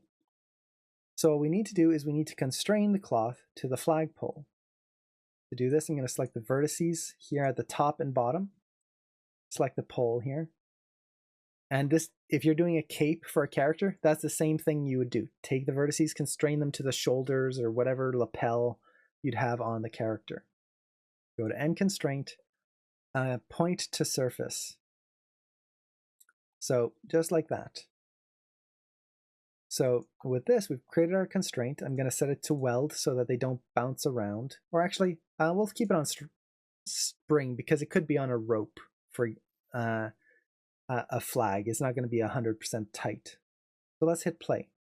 Well, there you go. And our simulation is actually a little slow. I might have to speed up the solver there. But you can see how now we're getting this. All of a sudden, very quickly, I got, if I just wanted a prop to be in my background, well, there you go. I don't have to go any further than this. Nice flag. If I'd put a texture on it, it would be nice and clean. So, very neat there. It's a very quick way of sculpting, quote unquote, a prop for a scene. And I don't have to simulate it after that. I could just leave it there. But if I wanted to actually simulate it, let me adjust my solver here. Scale settings, I'm going to put it to 0.1. I think that'll be enough. Yeah, that'll be enough here. So now you can see much faster. So we've got this. But I want it to flap in the wind. I don't want it to just kind of fall here. So with this, we have a lot of different ways we can do this. We could add it to the cloth itself. Add some wind and air force distance in here, some force field generation, all sorts of things like that. Or we could do it in the nucleus. So in the nucleus, we have gravity, wind, wind direction, wind noise. So the way you can look at this is you've got your wind speed. That's the speed of the wind. That's simple enough. Wind direction. When you see these, it's going to be X, Y, and Z. It's always X, Y, Z. So for me, I kind of want the wind to go in the positive X direction, this way. So right now, wind direction, positive X, perfect. So let's increase our wind speed. Let's go to 1. Just go very slight at first. And already, it's hard to see. Oops, play it forward. It's hard to see right now, but there's a little bit of wind pushing it to the right. But it's so tiny. Let's just push it up to 50. Actually, maybe 50 is going to be a little too crazy on this. Let's just... Actually, yeah, why not? Let's go to 50. Now you can see, there you go. A flag blowing in the wind. That was pretty simple. Like, in just a few seconds, in just a little bit of time, I've created this flag, let's put in high res there, that I didn't have to animate whatsoever. I just let Maya do the work for me. So if I had a character who's going into like a school, and you've got like the flags at the school or some sort of parliament building or or a pirate ship or something like that, there you go. You could do the sails if you wanted. And actually, let's see. So you've got that. You also have wind noise. So what wind noise is going to do is basically make it so the wind isn't constant. So now if I add that here, you'll see it blows up, kind of comes up here a little bit. Oh, now the wind's died down, drops back down. Now it picks up again. So it's kind of dying and coming in all the time. So if you want something a little bit more dramatic, you could do that. You could always tone that down a little bit, so it's just a little bit of noise. So it's not stopping completely. But there you go. So now we've got this flag here. And what's neat is if I was to go in here and I'm going to select this, let's make sure that we have nice UVs on here. And then window, let's see, I'm just going to assign a new material to this. So assign favorite material. Let's add a blend just so it's shiny. Bring that down like so, and add in a color. So I'm just going to add in a checker pattern. So we've got that. Well, with a texture, and this could be any like pirate skull that you have on your scene. Well, there you go. Now it's actually not going to look great here. Oh boy, that actually looks pretty terrible. And the reason why, if I go to Window, UV Editor, is the UVs are overlapping right now. Oh yeah, look at that. Terrible UVs. So what I need to do is I need to go in here and instead of doing an automatic UV, let me undo this. I can, let's do a regular planar UV. So planar UV, make sure it's in the right direction. Let's see. And make sure it's wide enough here. Let's see here, which width do I need? Let's see. Planar UVs always mess me up here. Actually, let me just go with automatic again, but this time I'm gonna go and make sure the UVs don't screw up. And actually, oh, I think I know what's going on. I UV'd it after I created the cloth, so it's gonna have an issue there. So I'm just gonna undo, and let's just use the default UVs. Typically, you want to make sure that your modeling and stuff is done before you create cloth. or else you can run into issues because of the what's the term again? The hierarchy of how Maya applies different things. So if it's doing a cloth simulation and then does the UVs afterwards, that means as the cloth simulation is happening, Maya is doing an automatic UV every time that cloth changes. So it has to be the other way around, where the UV is first and then this cloth simulation happens afterwards. So for now, I can just do this, and just to kind of make it square here, I'll just push the repeat UVs, oops, other way. I want to increase the U direction, like that. Now it's square. Okay, so with that, there you go. That's what I wanted. So now you can see we've got this nice texture, and it's blowing in the wind. And you can actually see, because of the blend, you can see how it's kind of going across the surface here, which is pretty cool.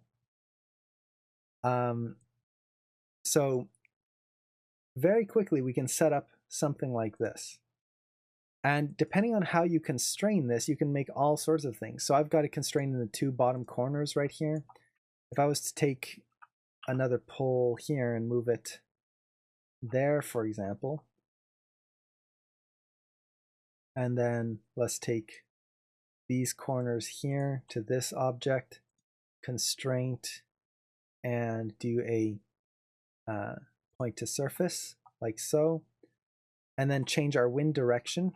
So I want it to go in positive Z this time. So wind direction, X, Y, Z.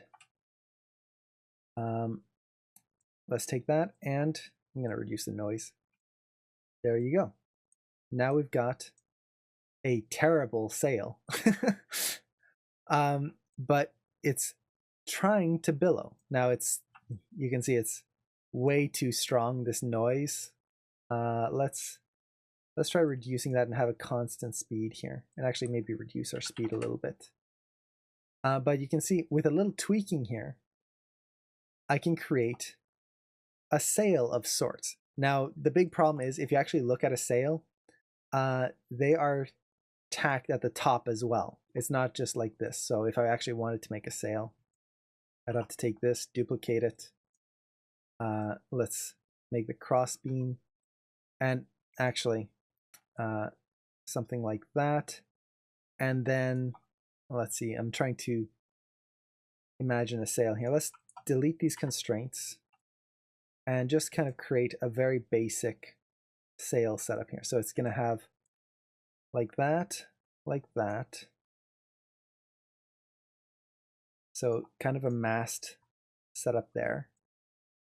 Now the top here, I'm not sure if I want to do all of the top or just, let's see.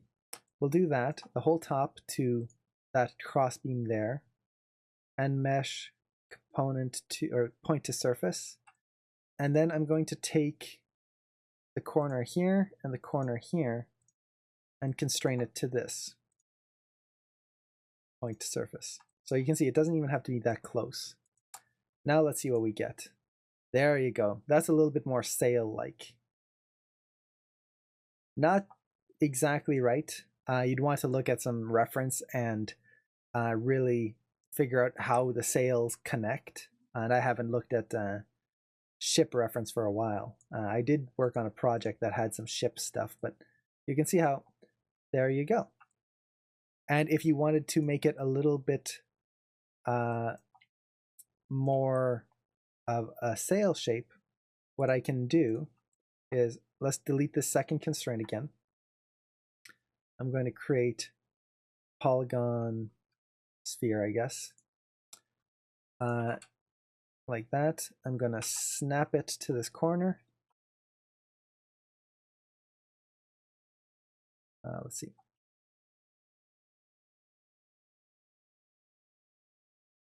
Make sure my snapping is on there.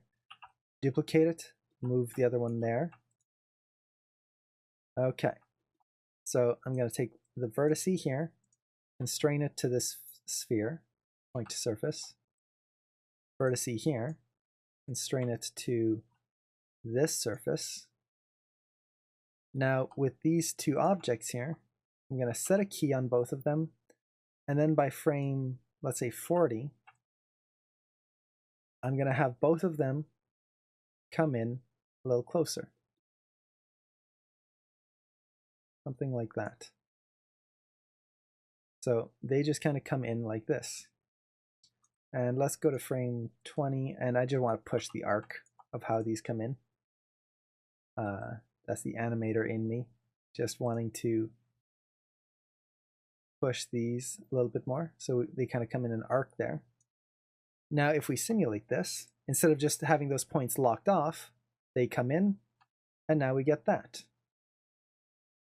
So you can see how by kind of mixing up a little bit of animation, constraints, all of this stuff, we can get all sorts of different effects. Now if I come back here and let's put in some wind noise again,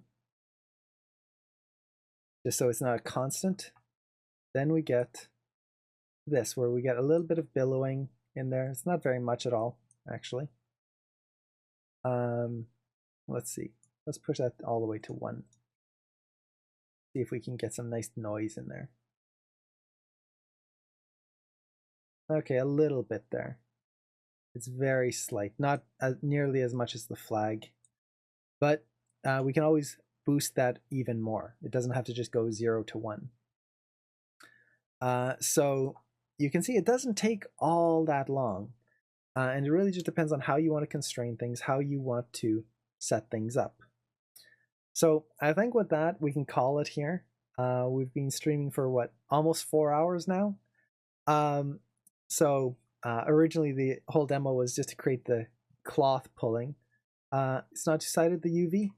It is two-sided, but since this cloth technically only has one side, it's going to show up black here. If I go to lighting, two-sided lighting, and turn that on, now it's going to show up on both sides. For me personally, when I'm working with cloth initially, I like to have this turned off. That way I can see if there's any intersections where the cloth cuts through itself. But once I'm done, I would set it to two-sided like this. That way it doesn't look like one side's pitch black. Cool. So let's see. I think with that, I can, we'll call it here. It's been 4 hours. I hope this was helpful. I know we kind of deviated a lot from the original demo, which was to do this cloth here, of having an animation interact with a cloth object. But I hope it was helpful. Oh, thank you so much, Sin. So for the next stream, which is going to be on Sunday, I'm not sure exactly what I'm going to do. I think I might want to try doing a water simulation demo, just because that sounds really cool, and I haven't done water simulation in a long time, so it would be a cool refresher for me. Oh yeah, and then the animation transfer, that's something else I would like to do. Let's see. Oh, thank you so much, Abia. Yeah, it's so awesome that we reached 200 followers, over 200. I definitely have to do something as a thank you stream for that. We'll watch the replay tomorrow. Cool. I hope it's helpful. It's kind of rambly. That's how most of my streams end up going. But thank you so much, everyone, for dropping by. Thank you so much for hanging out and for like interacting and having such a great time. It was so cool just to chat with everyone. For a while there, the chat was just going so fast. It was hard to keep up. But maybe a gaming stream for Celebration? Yeah, I was thinking of that. Something that we can all kind of get together. So something like Jack in the Box or something like that might be cool. 201 followers, so I guess I don't. Oh, more money. Yeah, all paid up. So with that, thank you so much, everyone. I hope you have an awesome weekend. For some of you, I'll see you in the Fridaily Q&As tomorrow. And hopefully I'll see you in the next stream. So take care, everyone, and have an awesome night. Bye, or morning, or day, or wherever you are. I think we have people from around the world here, so wherever you are, have a great day, great night, and an awesome weekend. So, take care. Bye.